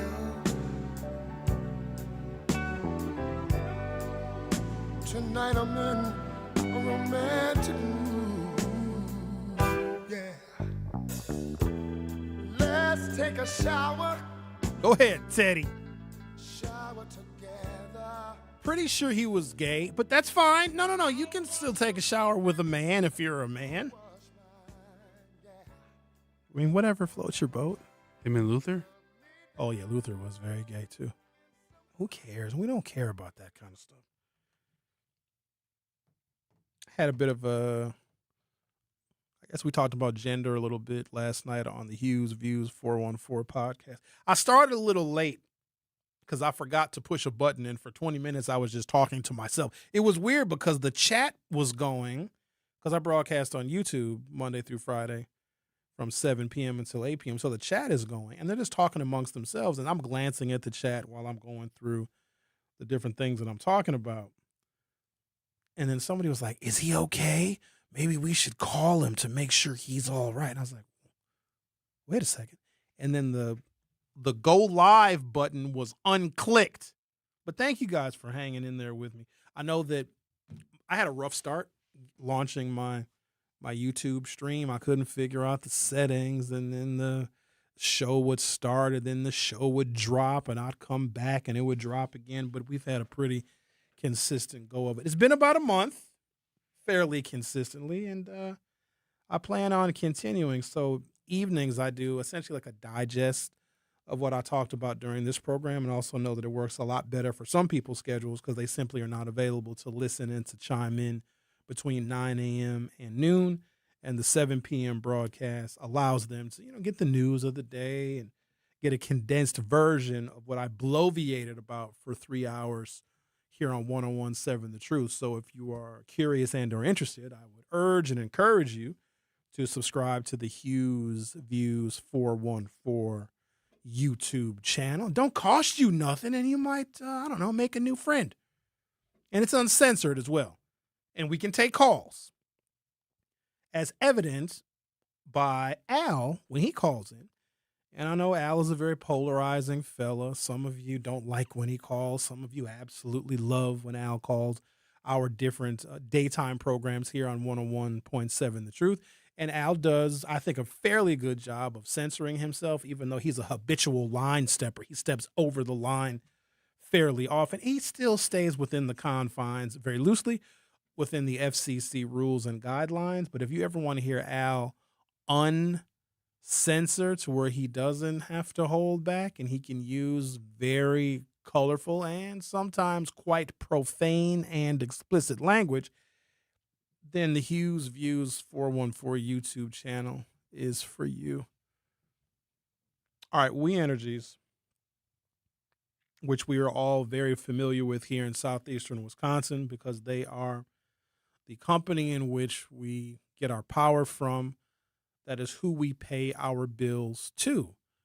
And I am obviously quite familiar with We Energies because the primary source of energy for my automobile, for my personal transportation, is electricity. For those of you that don't know, I drive an electric vehicle, and this is, in fact, my first fully electric vehicle. Prior to this, I drove a Chevrolet Volt for, good Lord, like 8 years, I think. It was a hybrid, so it had a battery that got me between 30 and 40 miles of all electric range. And then during my daily driving or my commutes, if I exceeded 30 or 40 miles, then it has a gasoline engine and it would just run on regular pump gas. Or I could never charge the vehicle and just run it as a regular gasoline-powered car. And here's what I found after 8 years of driving a hybrid electric vehicle. I rarely drove more than the battery range that vehicle provided. I rarely drive more than 30 miles in a day.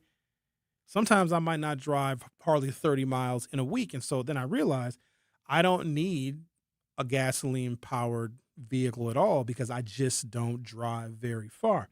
And if I do have a destination to go to that is outside of, between here and Madison or here in Green Bay, I probably will just fly. I don't travel much within the state of Wisconsin. I mean, I don't travel much just as it is, but usually when I travel, I'm hopping on an airplane. So I don't need a vehicle for road trips per se.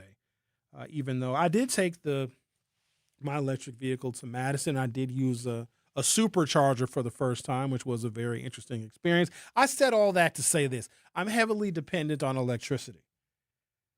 The weather has been fairly decent temperature-wise, probably not warm enough for those of you that really love the hot and humid weather.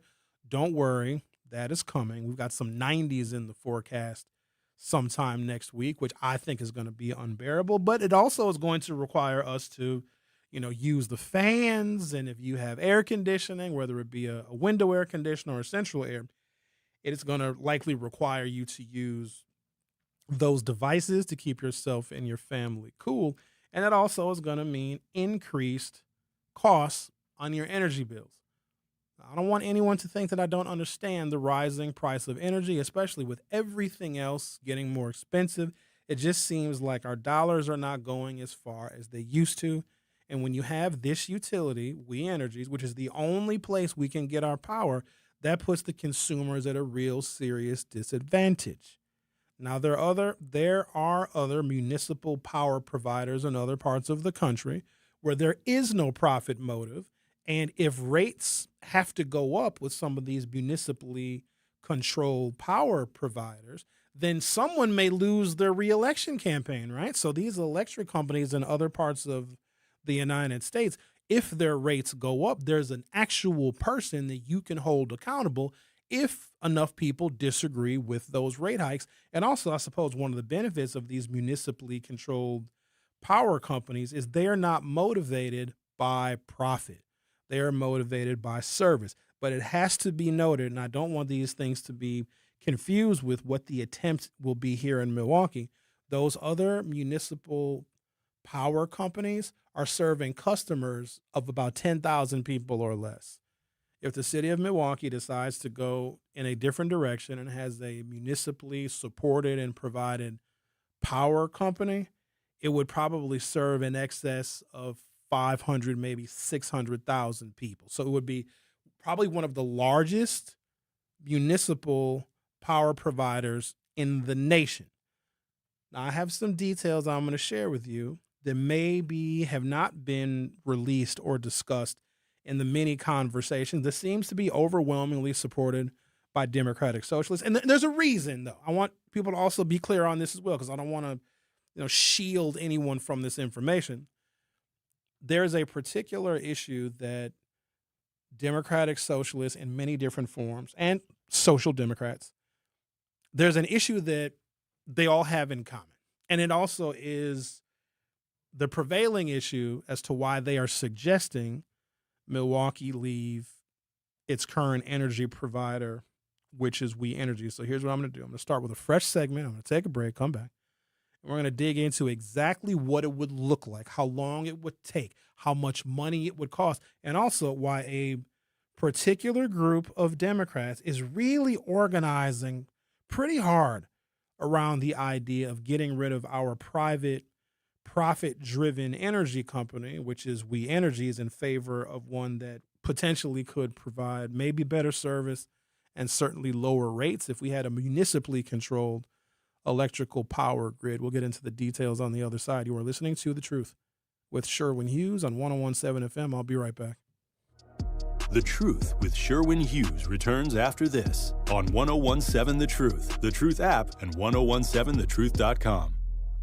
Make your home and family safer by properly getting rid of nasty chemicals and fire hazards. MMSD's Home Hazmat program offers 3 drop-off centers that are open all year long. It's fast and easy. You don't even have to get out of your car. And it's free to visit the drop-off. Lithium-ion batteries, old gas, propane tanks, they take all of that and more.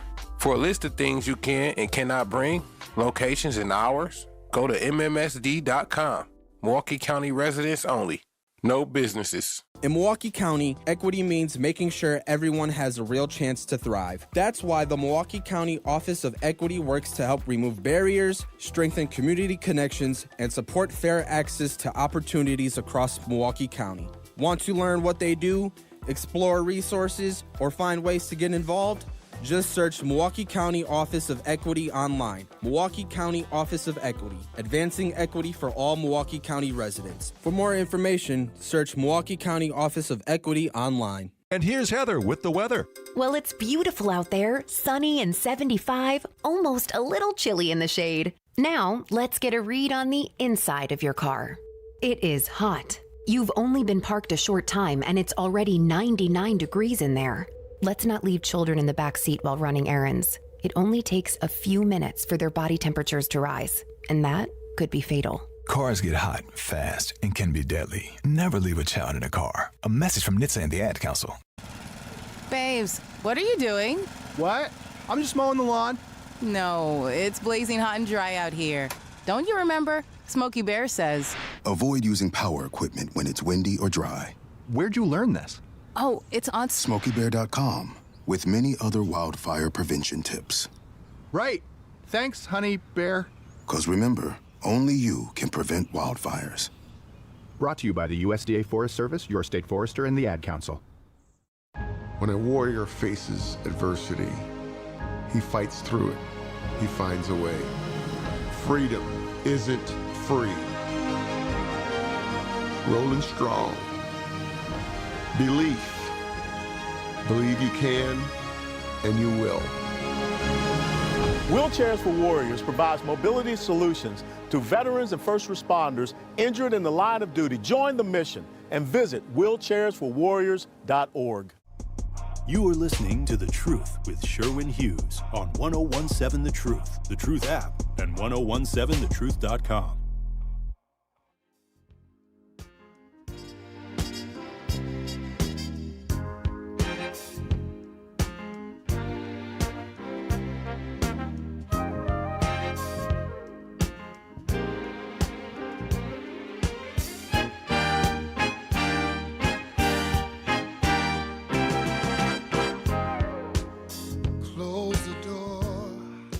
We Energy's replacement.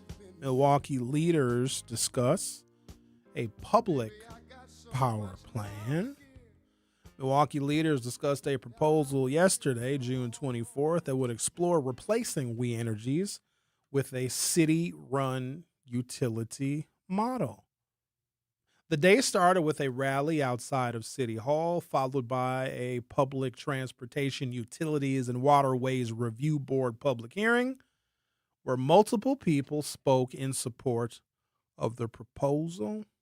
The proposal would use Chapter 197 of Wisconsin state statutes to replace We Energies with a municipally owned utility.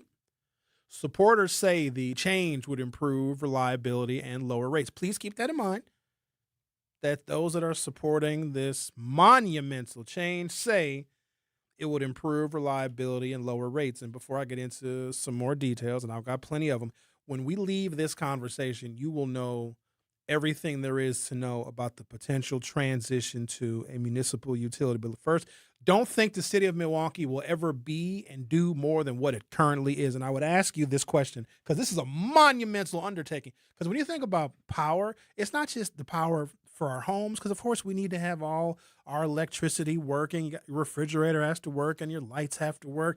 I have an electric garage door opener, and if my power goes out, I'm kind of screwed. I got a little secret way to get into my garage, but it ain't fun. So it's very important. But I also need you to think about something like businesses. If this radio station loses power because we have an unreliable, municipally controlled power grid, what about a damn hospital or a clinic? And yes, they do have backup power, but we can't run the risk of an unreliable power grid provider for things like hospitals when very important surgeries that are life or death going on. Now, We Energy it's expensive, but they also have a monumental infrastructure. They have $100 million worth of people and staff that are engineers, that are linemen, that are electrical workers, that are members of unions, that are very trained and very experienced in providing these kinds of services to hundreds of thousands of people. The city of Milwaukee would not necessarily have that. This would be a major undertaking. We have a city that cannot even remotely figure out how we can reduce crime and how we can better, have traffic calming measures to get rid of reckless driving. The city doesn't solve problems very well. It does not. We don't do a good job of that. But for some reason, and it's interesting because there's a political ethos amongst the Democratic Socialists and Social Democrats, where they really don't trust a lot of the people in power, and especially in the city of Milwaukee. Like our Common Council, which I would think would have a pretty significant role in administering or overseeing or being accountable for this new municipal utility. A lot of them, our Common Council members, are not really favored by more left of center individuals in our community. But for some reason, it's very odd, right? Because these are not exactly the most trustworthy folks. I make it known, and maybe I need to make it more known, that I don't like how this council operates. I don't like how, for the first time in Milwaukee's history, we have more African-American representation at the city level than we have ever had in this city's history. And that typically would be seen as a good thing, because now you have more black voices representing the interests of black people in this city, but they are split, they don't work together, and they're led by a Puerto Rican who has no interest in unifying the black community. The Common Council president, Jose Perez, and he makes no bones about it, he evenly splits and accurately and adequately splits African Americans and pit them against one another. And what does that end up leading to? A city with no damn direction. But that is the entity that might have an overwhelming role in administering our power and our electricity. There's some council members, I'm not going to name any names, but there's some that I don't think can do basic math. Hold on, before you guys come down on me. Nowhere is it required that you know how to do math to get elected. You think Trump knows how to do math? Trump ain't counted a calorie in his life. So I'm not being mean per se. Now, you would want, at least I want, and maybe my standard is different, I want someone who's got like a basic level of mathematical understanding of the numbers and the +3 and the 5 and the -17 and the carry the ones. Unless you do Common Core math, which is just weird. But I want them to have some modicum of understanding of numbers and math, because, you know, they create our budgets, which are our spending plans for how we invest in the people in the city of Milwaukee. But oh no, there's some of them, if you put a long division problem in front of like 4 or 5 council members, they'll just hand the paper back to you with a smile, because I just don't think that they can do the math very well. No vote was taken yesterday. The hearing was for a communication file only.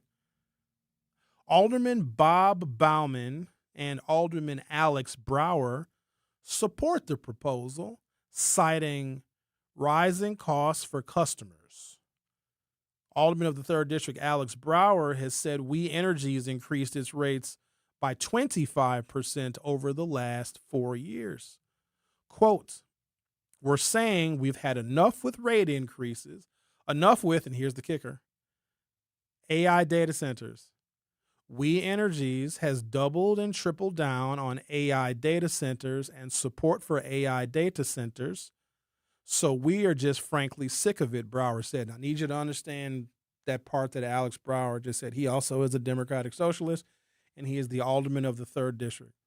Also wants you to reflect back to a couple of weeks ago, the AI data center debacle and protests at Midtown, even though it's not really the AI data center that people think it is. A boogeyman was manufactured. It's only 19,000 square feet.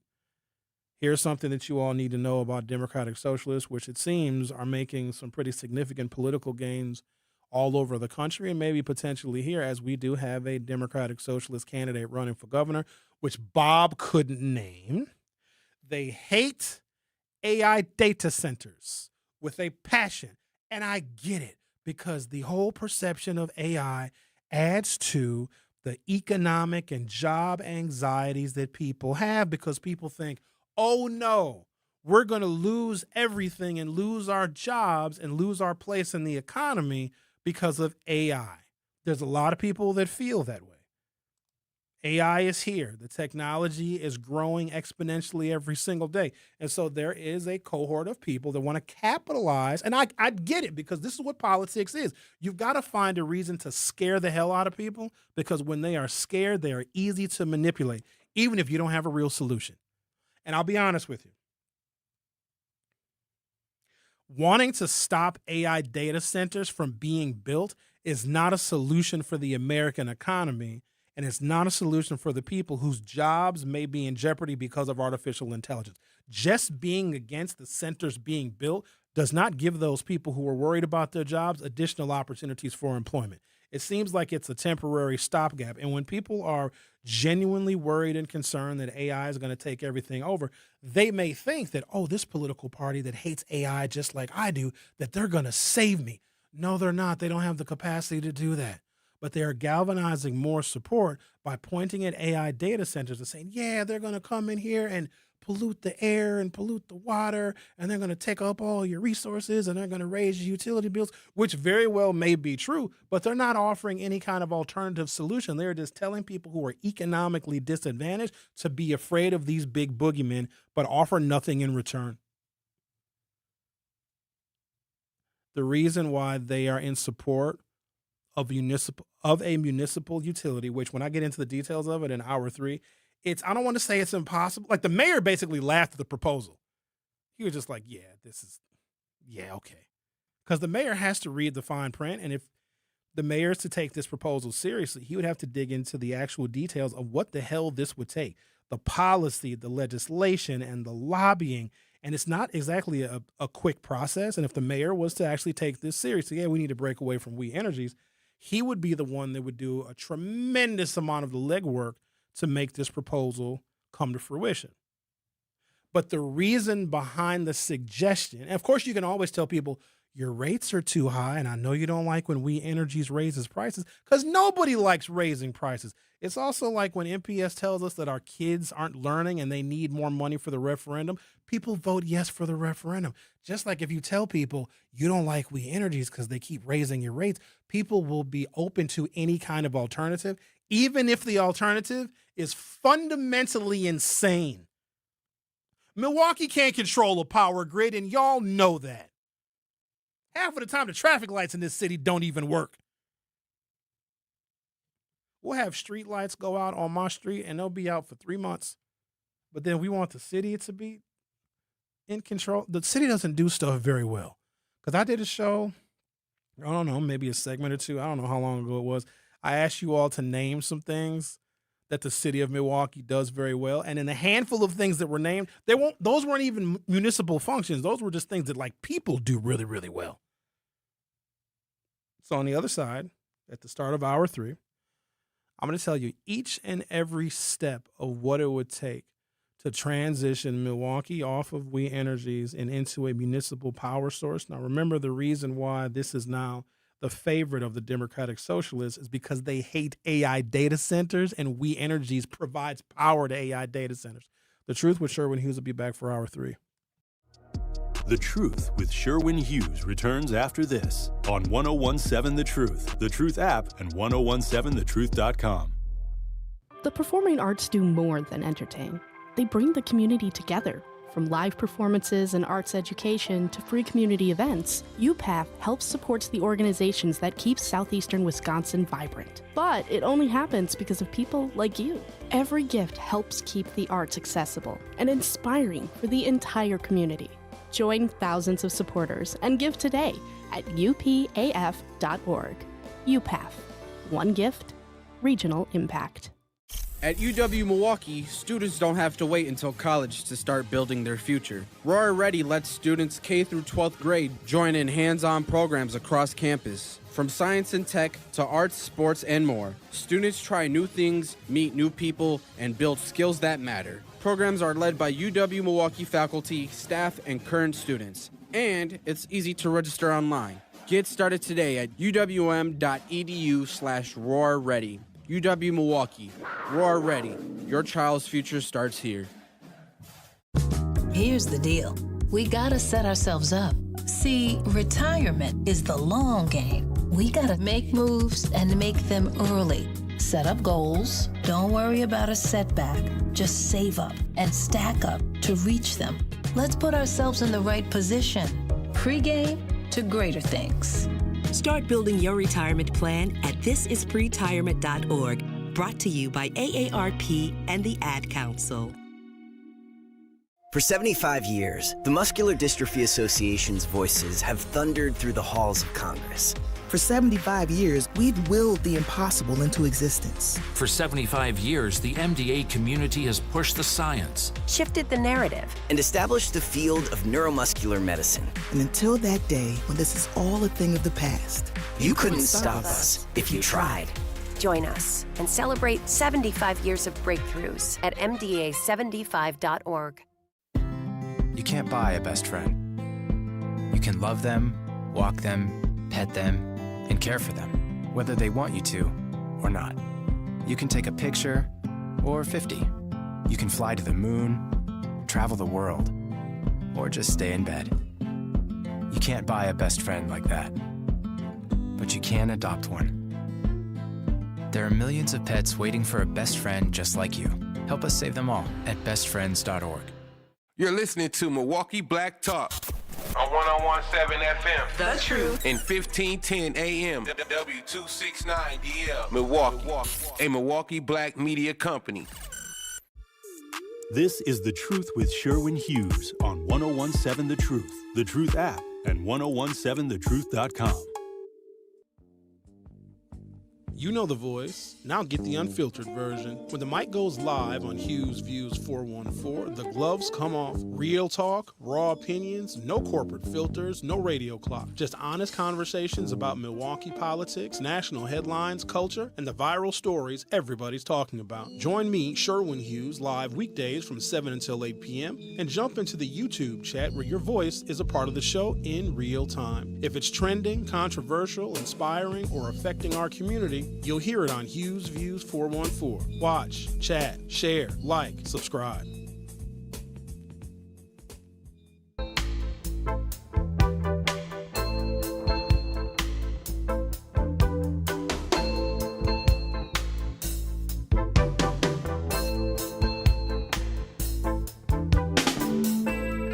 Welcome to Hour 3 of The Truth with Sherwin Hughes. It's a pretty serious idea that is being floated. I just want folks to be aware that when somebody introduces an idea that sounds good, because who doesn't want to save money on their utility bills? Can I tell you guys how much my latest We Energies bill was? It's not personal. I don't care. It's $101 for the month. That's not a lot. And I charge a vehicle. Now, little secret. If you work during the day and if you're not home during the day and nobody is home at your house during the day, you can, if you call We Energies, I think there might even be a way you can do it through their website, but I would call them. So at 9 p.m., you can suggest, so you get a lower rate at night and on the weekends. I think the kilowatt hours, which I'm not going to get into the details of how much electricity that is like 50 cents per kilowatt hour of electricity. So if you look at your bill, which is a bunch of like letters and abbreviations, you're charged on average about 50 cents per kilowatt hour for electricity that you use what we call on peak times. So between 9 a.m. and 9 p.m. But off peak is starting at 9 p.m. until 9 a.m., you're only paying 10 cents per kilowatt hour. So when I get home from work or get home from doing my meetings and my errands and whatever it is, I plug my vehicle in, but I can set my vehicle to not begin charging until I go off peak, until We Energies has the lower rates. And if I'm not mistaken, I think you can do this with your regular home energy bill. If you don't use much electricity during the day, you can have like a plan where the majority of the electricity that you use is at 10 cents per kilowatt hour. So that is a way in which people can currently save money with We Energies, because a lot of folks are just reckless, and also just being smart about how you use electricity. If you're not in the room, you don't need all the lights on. You don't need to have the TV on. And so if people are interested in saving money on their electric bills, there's some personal responsibility things that we can do. But that being said, if We Energies is a private company and they want to make a profit for themselves and for their shareholders, and if they are doing it at the expense of customers that don't have another option of where to get power from, well, then it's reasonable and legitimate to want to introduce competition because monopolies generally are not fair.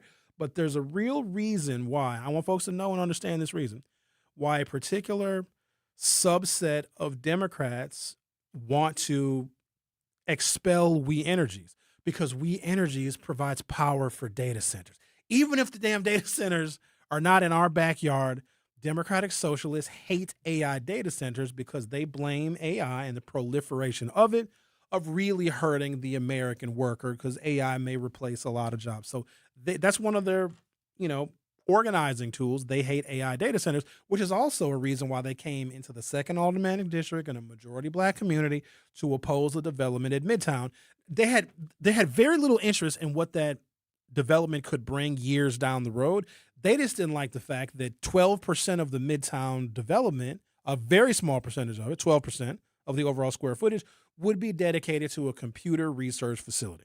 Screw everything else. Forget the fact that there's going to be a library and affordable housing. And maybe they say, oh, the library and affordable housing is good. But whenever there's a conversation about computers using electricity that could be considered a data center or a research center, Democratic socialists will step over and step on the necks of people in communities to oppose such developments. That's just what they do.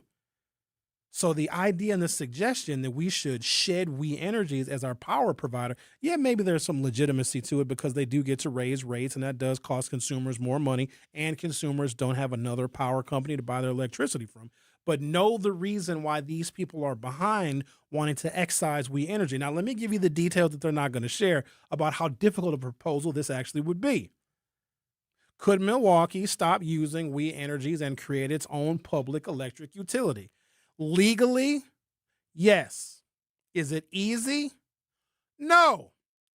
Is it guaranteed to lower rates and improve reliability? Absolutely not. Let me continue.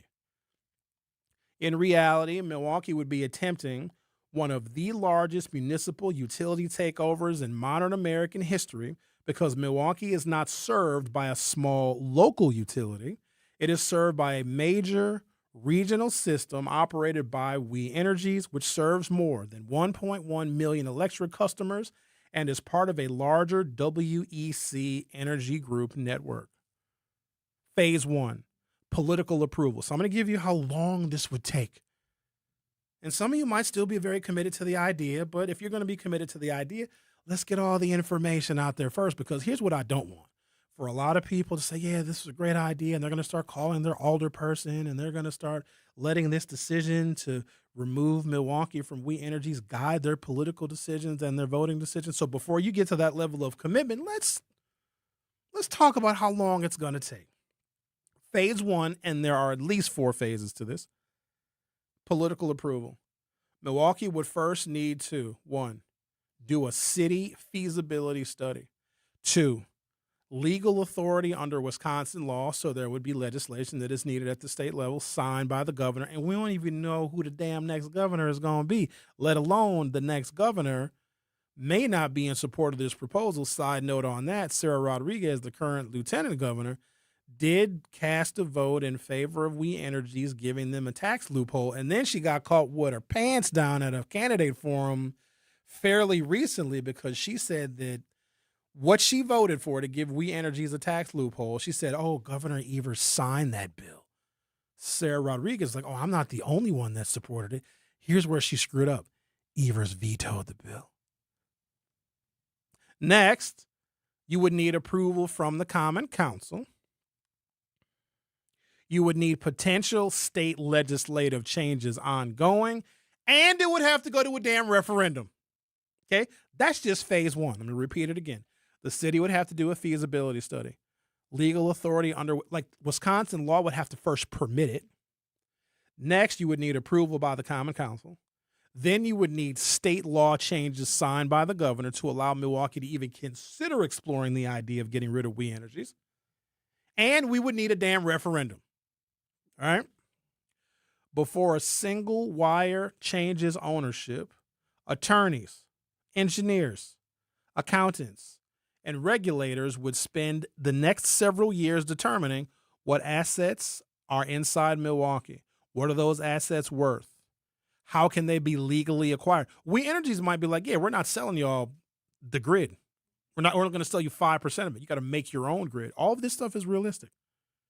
And then also, who is going to pay? That part alone could take years. Now we're at phase 2. Buying the infrastructure. You know how long that would take? Between 3 and 8 years. This is where costs become enormous. Milwaukee cannot simply tell We Energies to leave.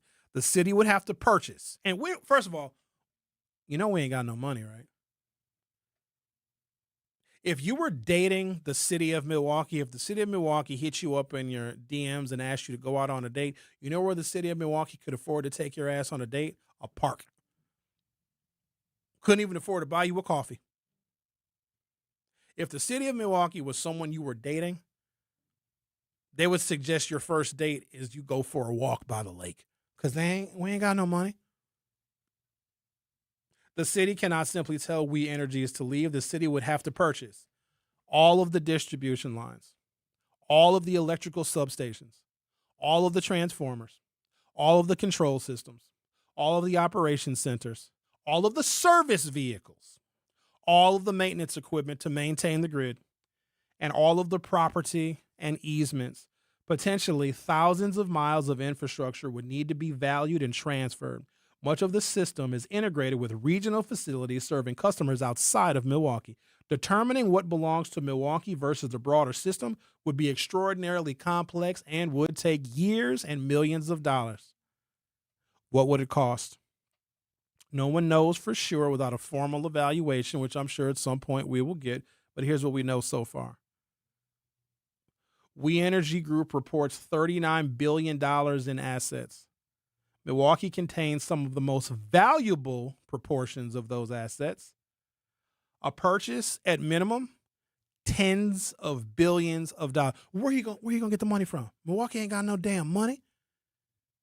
Milwaukee, if it was personified, it'd be a YN walking around with her pockets flipped out like rabbit ears.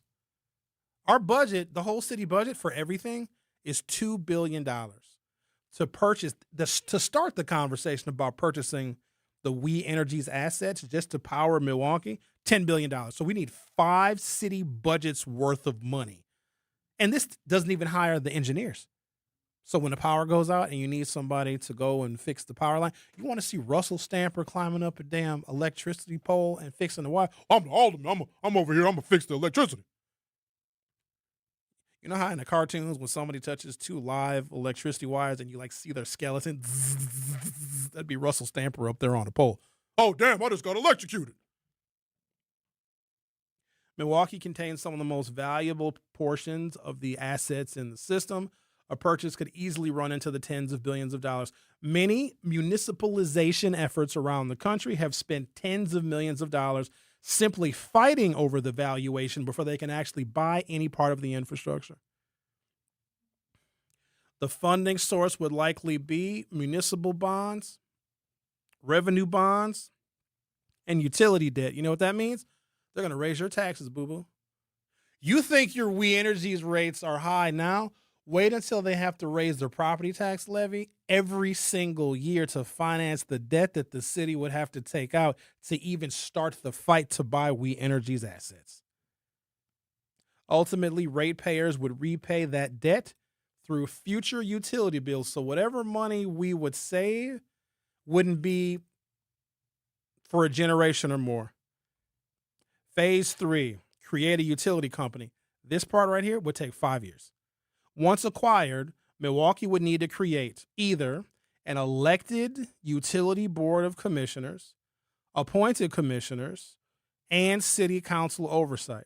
The city would also need, I'm just giving you all the details of what would be necessary if we were to break off from We Energies and start our own municipal power company. City of Milwaukee would need line workers, engineers, dispatchers, system operators, cybersecurity specialists, outage management staff, customer service representatives, and billing personnel. Many would likely be hired directly from We Energies, and here's the problem. They now would be city workers, so guess what? You're going to be paying for their pensions. The reason why we had to raise our sales taxes by a full 2% in the city of Milwaukee was to pay for police officers' pensions. Imagine if we're adding line workers, engineers, dispatchers, system operators, cybersecurity specialists, outage management staff, customer service representatives, and billing personnel to the number of city employees. And these are $100,000 jobs, y'all. And we're going to be paying their pensions as well. Our sales tax would have to double. But again, you guys are mad that We Energies is raising your rates, which I totally get. But we are going to end up paying more in city taxes and sales taxes to even begin this process. And I'm still not done. Phase 4, secure a power supply. This is the part that everybody overlooks, including the people that are in support of this proposal. Owning poles and wires does not mean producing electricity. Milwaukee would still need power. Option A, buy electricity wholesale. The city would purchase power from generators and then resell it. Many municipalities do exactly that. Or option B, build generating facilities. Milwaukee could build natural gas plants, solar farms, battery storage, and wind projects. If we built a natural gas plant, you know how much more pollution we're going to have in the city of Milwaukee?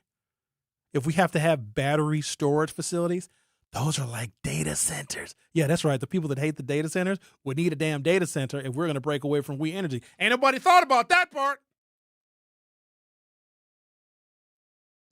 How long would it take?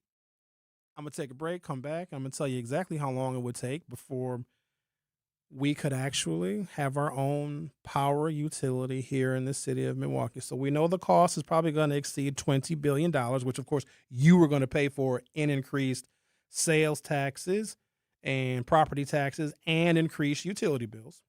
Okay? And then there's the amount of time all this would take. We're going to talk about that on the other side of the truth with Sherwin Hughes. I'll be right back. Don't touch that dial.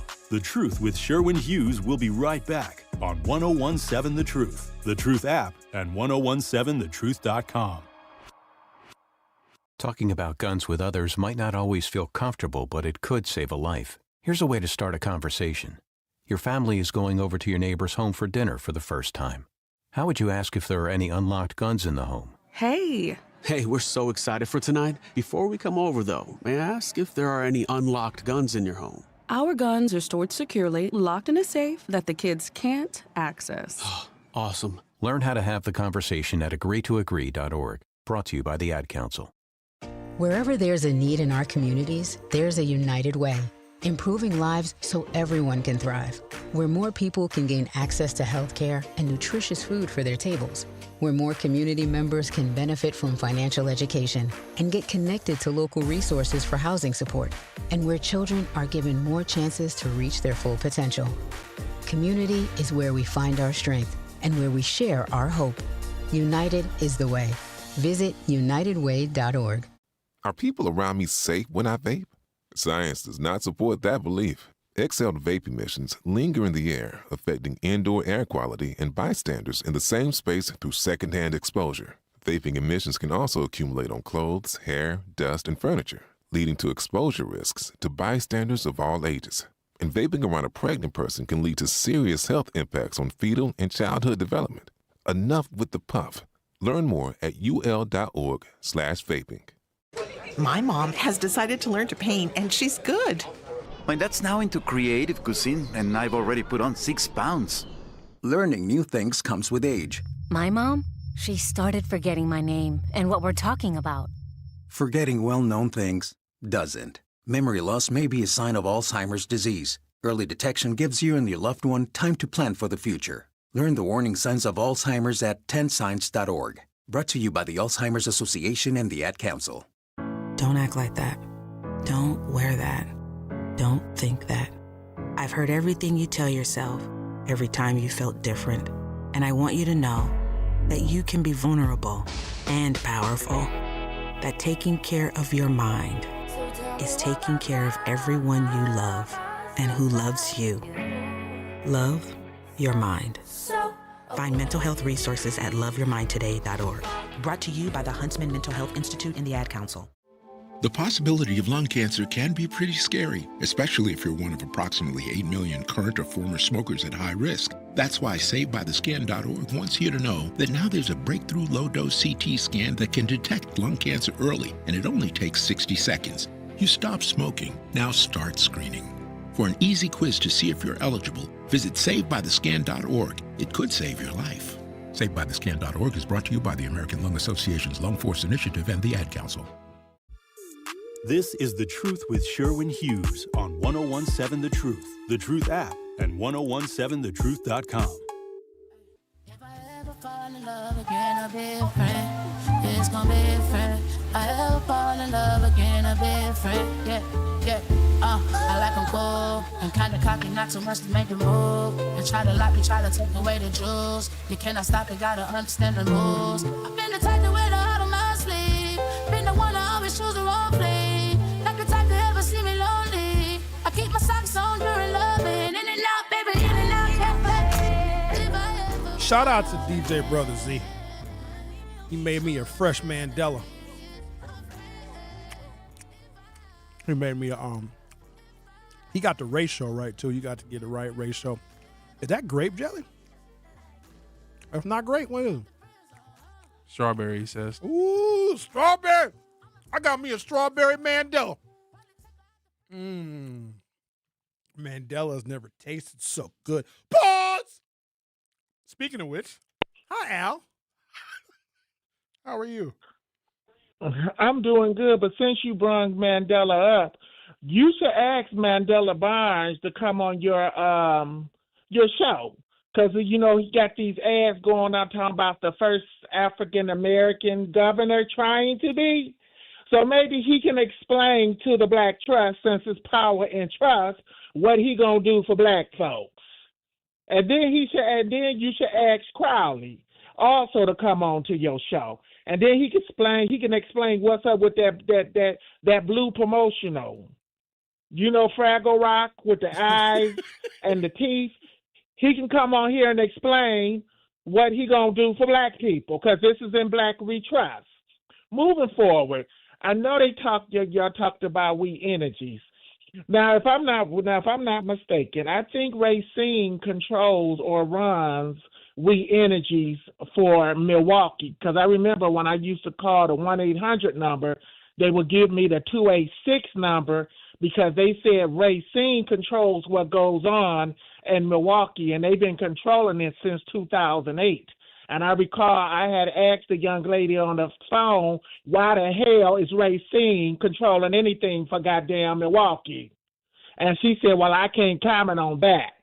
So if they're going to purchase it from Racine, and furthermore, why is We Energies doing anything from Racine for Milwaukee? And if you're really trying to go for We Energies, don't y'all think y'all should fix these potholes first?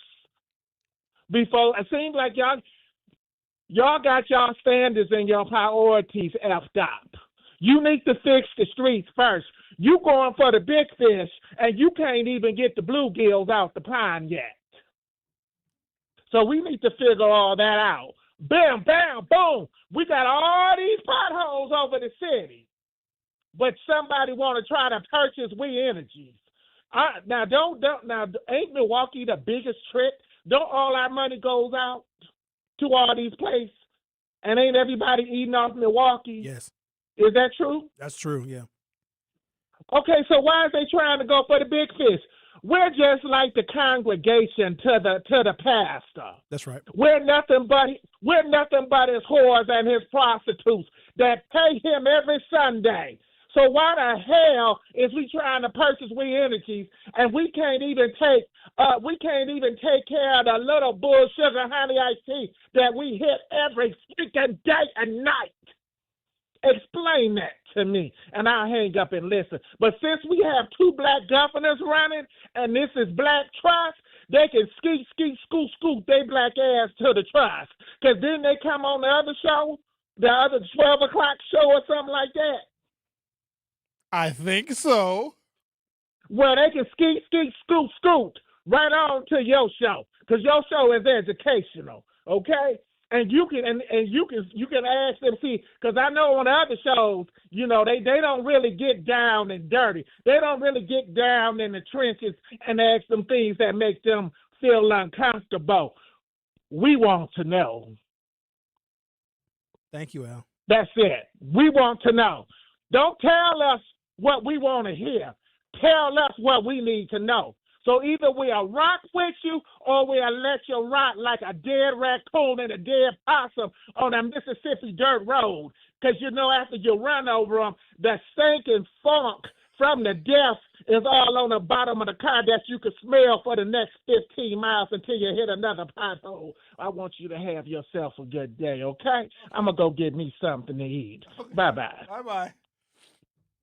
First of all, no one is skeeting on my show. Okay? No, there's going to be no scooting and no skeeting. I don't know what Nitty and Shannon did on their show. I don't know if there was any skeeting or ain't nobody skeeting over. If anybody going to be doing some skeeting, I'm going to be doing the skeeting. Okay. I got to tell you. All up in their booty hole. Let's talk. Al from Sherman Park. You're on 101.7 The Truth. Hey, how you doing, Sherwin? I don't know.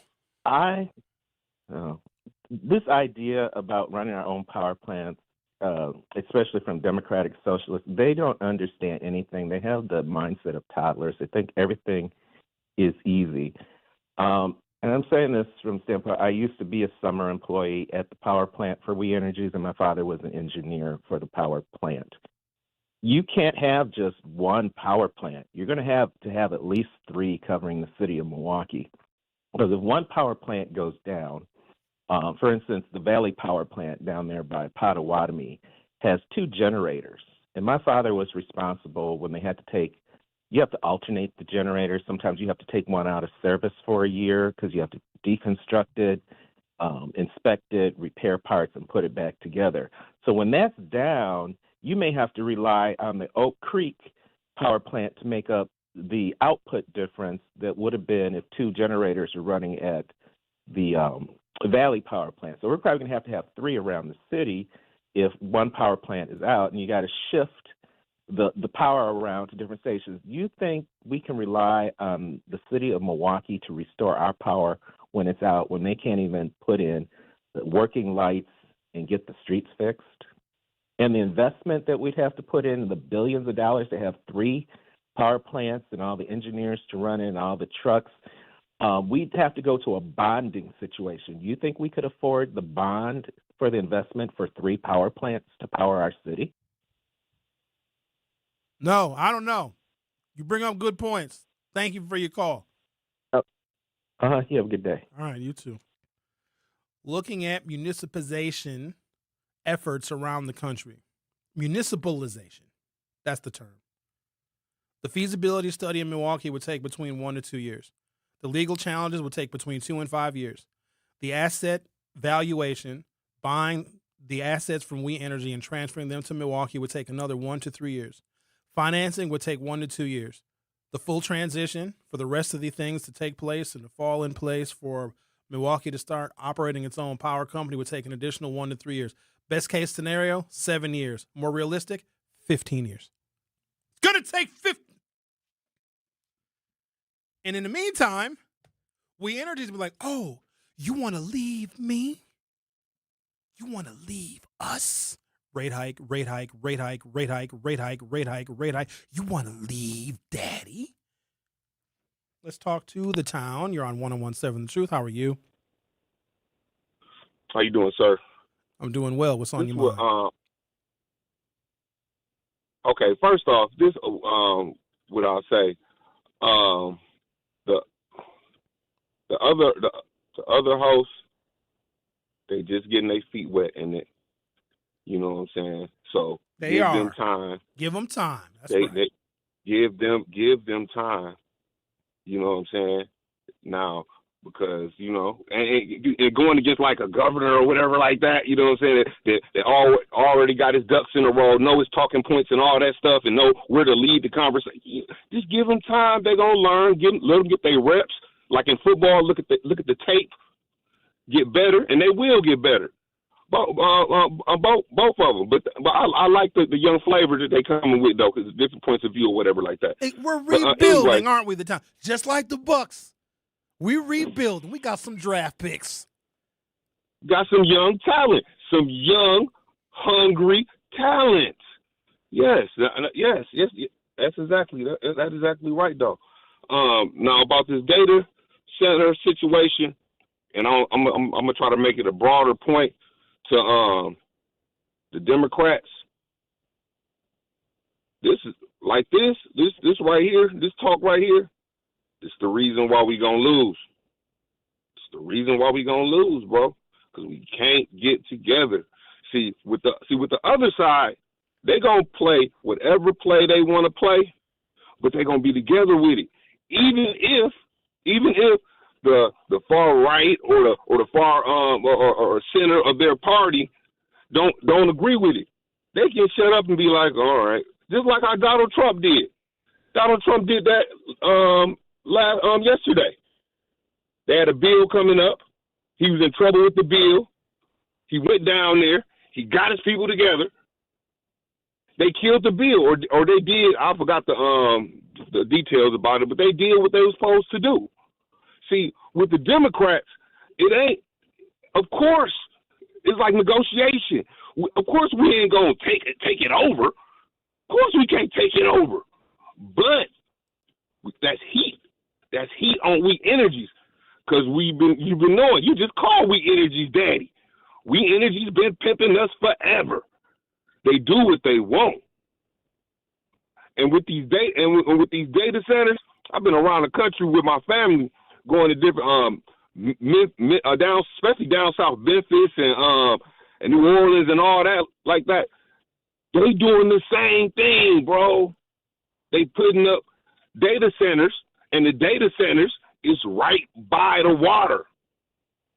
This is Wisconsin. We have the biggest freshwater tributary dang near in the world, correct? That has to be protected. But to go on our point though, we need to get together. Okay, maybe it's not a great idea, and it is kind of like jumping out the window, like Al said. It is probably jumping out the window, but you know what I'm saying.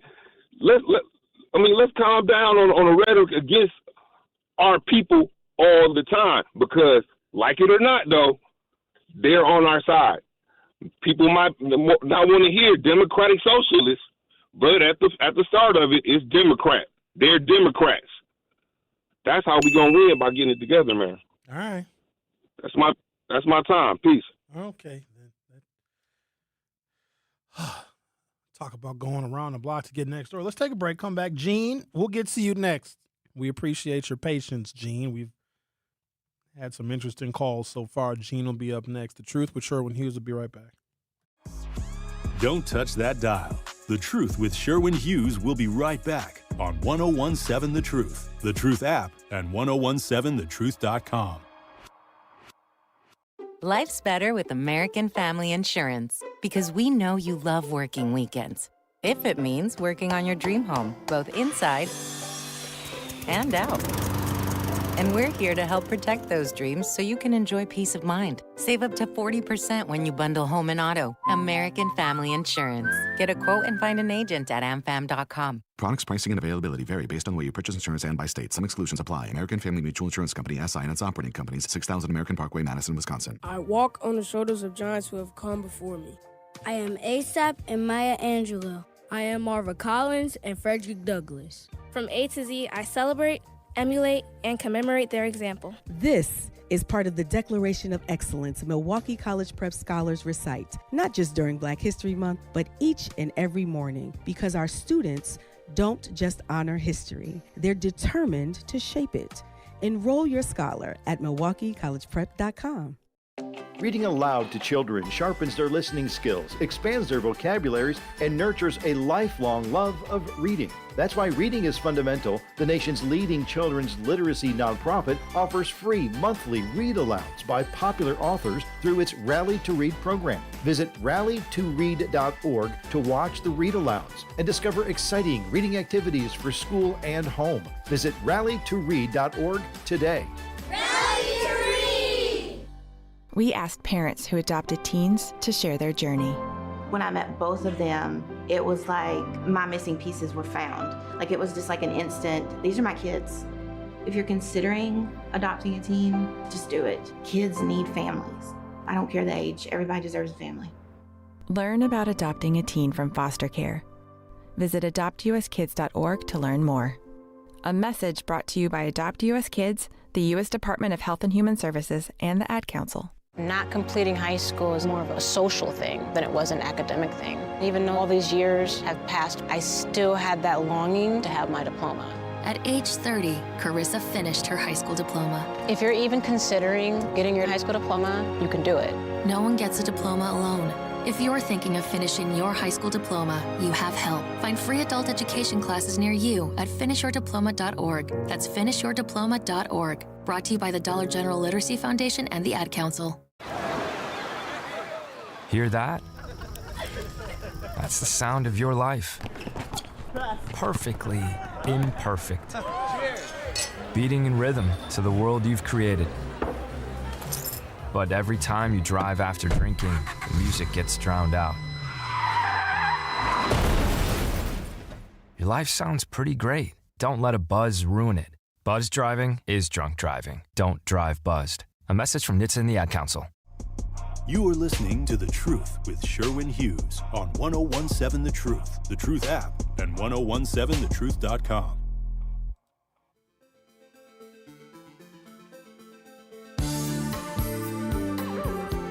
American Family Insurance is a proud sponsor of The Truth. For almost 100 years, they've been committed to helping families protect what you value most, your home, your vehicle, and your dreams you're building every single day. And if you're part of the Truth audience, you already know you work hard for yours.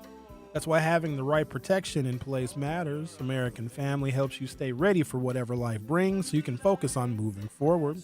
Insure carefully, dream fearlessly with American Family Insurance. Get a quote or find an agent at amfam.com. That is amfam.com. American Family Mutual Insurance Company, SI and its operating companies, 8000 American Parkway, Madison, Wisconsin. Let's talk to a patiently waiting Gene. You're on 1017 The Truth. How are you, Gene? I am very patient. Mr. Hughes, you are the best. Oh, thank you very much. Would you please, I appreciate you. Would you please talk about the subsidiaries that We Energies has? Because a few years ago, I went to Doors Open Milwaukee, visited We Energies. They showed this video about We Energies and their history, and it said they have 186 subsidiaries. I'd like to know what impact would all those subsidiaries have on what they're trying to do. And I'm going to hang up and listen. Thank you, Gene. Appreciate your call. Wisconsin Electric Power Company includes ATC Management, Inc., American Transmission Company, LLC, Bosco, LLC, Wisconsin Gas, Edison Salt Electric Company, American Transmission Company, LLC, WE Power, LLC, Elm Road Generation Station Supercritical, LLC, Elm Road Services, LLC, Port Washington Generating Station, LLC, Guardian Pipeline, LLC, WEC, Nuclear Corporation, Nuclear Management Company, LLC, Wisvest Corporation, CE2, LLC, Calumet Energies Team, Mine Energy Corp., Glasspack, LLC, Mine Energy Nacita, LLC, Wispark, LLC, Centerpoint Wispark Land Company and Trust, LLC, Wisconsin Energy Capital Corporation, and this is a fraction percent owned, 100%, 38.7%, 33.2%, 100%, 100%, 100%, 4.2%, 100%, 100%, 100%, 100%, 33.3%, 100%, 20%, 100%, 100%. So all these other companies and subsidiaries that We Energies own, and this is not even close to the full list, also help generate profit that can ease our rate hikes here. Would Milwaukee be interested in buying some of these companies? I certainly hope not, because here's something that I don't necessarily agree with. And the Trump administration does this. And there's always these these tentacles that stretch from the stuff that the far right does and the far left does it too. Because if you go far left enough, you meet the far right. Because at the very, very far right, you got guns and storming the Capitol. At the very, very far left, you got revolutionaries. You also have guns. I am not in favor of, never have been, and probably never will be, government having a stake in private industry and private business. We are really horrible at it. When the American government buys stocks and bonds and buys stocks in companies, it is undue pressure on those companies that are also regulated by the largest shareholder that they may have, which is the U.S. government. It is always a problem. We want business and government to operate separately because I'm sure some of you have major complaints about how some businesses are run. You also have major complaints, probably even more, about how government is run. And so when government has its hands in and a stake in private business, you get all of the bad of government and probably none of the good. And the other thing is, we don't really elect business people like we think we do. And I don't know what voters and community members and taxpayers think they are going to get. Like, what kind of positive benefit are you going to get when you elect a bunch of business people to represent you politically? Business people with their experience in profits and loss and margins and all of those things, their experience is in generating a profit. Governments are not supposed to generate a profit. They are nonprofits. And if governments do things very well and they do things efficiently, that profit, if there is one, is supposed to be reinvested back into the people, back into the infrastructure, and back into the community. Some folks might believe that if you elect someone who's an experienced business person, that they will generate profit for the people and return it back to us. They rarely do. If anything, they generate profit for themselves. And I'm glad that Gene brought up the We Energy subsidiaries because this list is absolutely insane. They have, as she stated, a controlling interest in just about 200 different companies, and all of them play off of one another. And so if Milwaukee was to actually adopt, because even if we purchased all of the assets, all of the power lines and the transmission, where are we going to get the electricity from? Just because you own the power line doesn't mean you're actually producing the electricity. And that has been left out of the whole equation. The feasibility study would take between 1 to 2 years. So this is the timeline of Milwaukee transitioning off of We Energies to our own municipal power company. So the current elected officials wouldn't even be here. It'd be a whole new group of people. Hell, some of us won't even be here when this thing comes to fruition. Now, if it's worth it for you all to pay higher rates for 30 years in order to pay lower rates on the 31st year, well, then I guess this plan would make a lot of sense to you. But if that's the case, because it's going to take that long before the rates are actually realized as lower for the consumers if Milwaukee has its own power generation company. So you know who we should be selling this to? Babies. Hi, baby. They can't talk. Would you like a municipally owned power company? I guess on the morning show, Homer and Bailey were talking about Bailey doesn't think that some babies can be ugly. And Homer thinks that some babies can be ugly. Oh, yeah, they can. They can be ugly. Were they talking about that this morning? Because when I came in, they were still debating about. They were talking about facially challenged people. Ugly people. Correct. Okay. It's weird because genetics are funny because two real ugly people can have a beautiful baby. And then two real attractive people, that's kind of hit or miss. It's not always a guarantee that two attractive people can make a nice looking baby. But some of y'all's babies are ugly. And it's real embarrassing because someone will be all proud of their little monster looking little demon baby. Sherwin, you ain't seen my new baby yet? Oh, no, I haven't. Let me see the new baby. And then you peek into the stroller and then you look and they pull the blanket back. And you get scared by the baby. It's ugly babies out there. And I feel real bad because every parent thinks that their baby is so beautiful. Like, oh, Sherwin, look, I mean, yeah, he got a couple of extra ears and his nose is not in the right place, but he gonna grow out of that. My baby gonna grow out of having 3 rows of teeth. A feasibility study would take between 1 to 2 years. The legal challenges would have this whole thing tied up in court for between 2 to 5 years. The asset valuation of We Energy's equipment would take 1 to 3 years. The financing package would take 1 to 2 years to get approved. There'd have to be a voting referendum. We'd have to get permission from state law.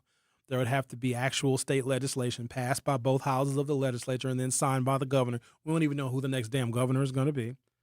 And then the transition would take another 1 to 3 years. The best case scenario, if Milwaukee started today, we could have our own power company in 7 years. The more realistic time frame is 15 years. Several municipalization efforts elsewhere have taken about 10 years on average. So this is not an overnight thing. So some people think like, oh, we'll just switch over to a Milwaukee-owned utility power company. It's going to save us a bunch of rates. I don't think that Wisconsin has the political will to invest this kind of time on this proposal. A realistic time frame is it will take 15 years. Now, for those that are in support of it, the Democratic Socialists and Alex Brower start by saying, hey, ladies and gentlemen, this is going to take 15 years to do. Are you still interested? Watch them walk away. Watch every single person walk away from this idea because they want it done now. And that's the problem that I have with these real quick solutions to very complex problems. See, they're not doing that because they're manipulating people. Hey, are you paying too much for your energy bill? Yes, I am. You want to have a city of Milwaukee controlled power company where profit is not the motive? Hell yeah, I want that. Okay, sign up. Oh, by the way, it's going to take 15 years. And they start erasing their name off the sign-up sheet. Oh, the way y'all was talking about, this is something we can do by next Thursday. We can do it by the 4th of July. 4th of July, 2041. I might not even be here in 2041. Nitty will still be here, though. Don't go anywhere. I'm going to take a break, come back, continue our conversation. So 2041 is what we're looking at to get your City of Milwaukee municipal power supply. The Truth with Sherwin Hughes. We'll be right back. The Truth with Sherwin Hughes returns after this on 1017 The Truth app, and 1017thetruth.com. Doctors Without Borders is delivering life-saving medical care where it's needed most in communities around the world. From bandaging war-wounded patients in Sudan to providing clean drinking water in Haiti, we're in more than 70 countries worldwide, bringing patients from sick to recovering, from emergency to aid, from crisis to care. This life-saving care is made possible by a global movement of supporters like you. Thank you.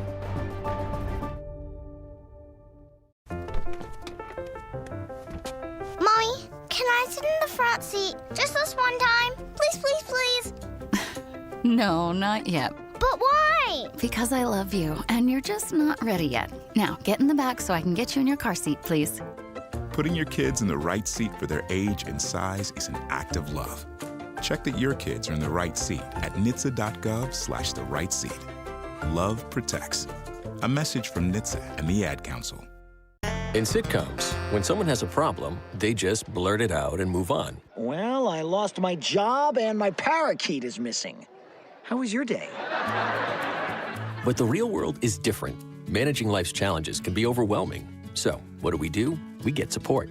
The Huntsman Mental Health Institute and the Ad Council have mental health resources available for you at loveyourmindtoday.org. That's loveyourmindtoday.org. See how much further you can go when you take care of your mental health.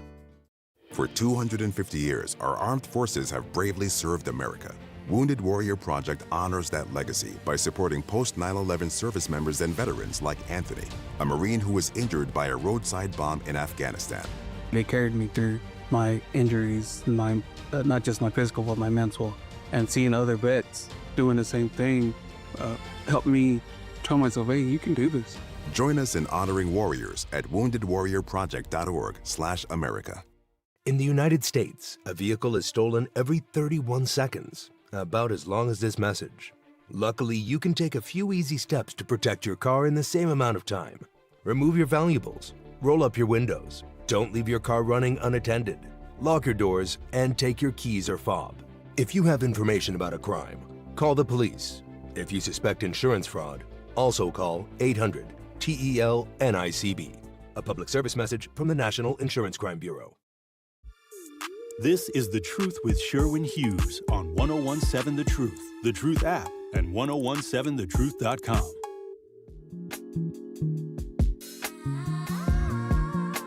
Milwaukee College Prep is still enrolling scholars, grades K through 8 for the upcoming school year. With 4 high-performing campuses, award-winning educators, and a proven track record for academic success, MCP is helping more than 2,000 Milwaukee scholars build brighter futures every day. Don't wait. Seats are limited. Apply today at MilwaukeeCollegePrep.com or call 414-264-6000. That is MilwaukeeCollegePrep.com, or call 414-264-6000. Milwaukee College Prep. Excellence by design. Futures without limits.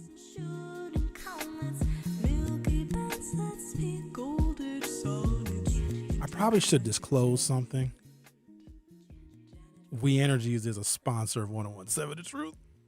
They do what the business is. So Homer and Bailey, every Friday at 8 o'clock, you are able to call in and promote your Black-owned business on 1017 The Truth, Truth in the Morning, with legendary Homer Blow and Bailey Coleman. So I'm just saying, now Sherwin Hughes does not have any personal loyalty to We Energies, and also, there's a lot of electricity in this studio. I don't know if you guys can tell, but it's a lot of voltages in here, y'all. I got monitor here, monitor here, monitor here, computer, monitor here, monitor here. These two don't work. It is starting to look like a black radio station now because these two TVs don't work. But there's a lot of electric camera, lights. This is a lot of We Energies up in here now. Now, my position is just one of objectivity. If a municipal electric company is easy to do and there was a lot of support for it, and you could demonstrate for us that it would, in fact, increase reliability, here's the thing, it won't. And if you can demonstrate to us that our rates are going to be lower, there's no guarantee of that either. In the meantime, we, the taxpayers who are angry that We Energies gets to continue to raise rates, we would be on the hook to finance a $10+ billion transition. We're paying for that. And what we're going to end up paying for that in higher taxes, higher fees, et cetera, is going to exceed the rate increases by We Energies. But because Democratic Socialists hate data centers, this is the reason why they're doing this. They're trying to convince people like, oh, we got to get rid of We Energies because it'll save you more money. That's a lie. It's going to cost you more money for the next 15 years. But because the Democratic Socialists hate data centers and they don't like the fact that We Energies powers data centers, they want to remove Milwaukee from being the number one customer of We Energies. Which, look, and I get it, but stop lying to people. This is why we don't get anywhere politically, because you'll have somebody that'll come in and say, hey, are you tired of all of this stuff not working? Are you tired of rates being too high? Come in and be with us and support us. And then they produce zero policy. And then we have to convince people to vote in the next election when they got duped in the previous one.